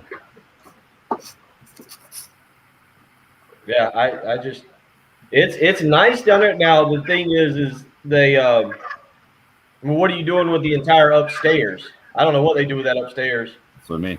Like what about Founders Park ends up becoming Gamecock Baseball's practice spot? Practice facility. Nuts. Yeah, I love the Coliseum. I was a huge fan of the Coliseum. And they just Colonial Life Arena is just it's all right. It's all right. It's just an okay venue. That's all it is. And Alan, sure, you would get more students, but the Colonial Life Arena is never going to be known for a student section. It's not. It's just not set up that way. No, it's just not. Yeah, Hope, bringing up Metro Conference. Nice work. I was feeling my age. My dad had to remind me. My last college baseball game was against Mercer back in the day. Centenary College was part of the Transatlantic Conference that College of Charleston was in as well. And they're talking about the conference that Mercer used to be in was the Atlantic Sun before they're now in the Southern Conference. I'm like, oh, man, they're like 3 conferences ago. That's how old I am. We're coming back. We got like 90 seconds. Hasn't South Carolina women's softball been really good? Yeah. What? Another text? Yeah. Oh, Bill taking his medication and now being grizzled at texts. That's all part of the live video stream experience. I love it. Well, I don't. Somebody just hit us up with it.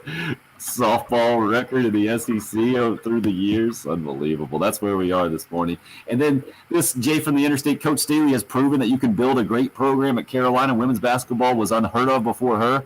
Now they draw bigger crowds than the men. To me, these are 2 separate deals. You have to give Dawn Staley tons of credit. Absolutely, what the USC women's program has become. All the credit in the world.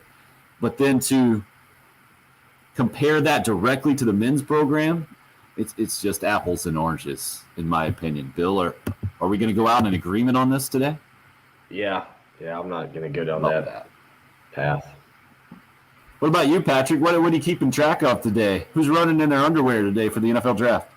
I don't know. I'm more concerned about the salary cap. Free agency starts next week. Oh, But you just said that these organizations just make it all up anyway. They sign whatever they want and they figure it out. Yeah, so next week we'll find out where everybody's going, starting Monday. 50 days away from the NFL draft. Patrick is pumped. Thanks for listening to the early game here on 107.5. Quit. Hope says softball's 12-3. You got some money. Hitting us up. Well, have they been to the postseason like the last 4 years? Am I wrong on that, or What's Yeah, that? they went to regional, super regional, regional, tournament, regional. so they've been to the postseason the last 6 years, 7 years? 7 years, yeah. I mean, You got to stop taking the text line so seriously, man. Just think what that kept that person from doing. That clearly kept that texter out of trouble somehow. If you're watching and not subscribed, please subscribe. We can get to 600 with 6 more subscribers. We're at 594. Yeah, nice job, Bill. Way to go. That's going to do it for the live stream, though, because I got to go pee. You guys snuck it in. all right, Patrick. Let's yep.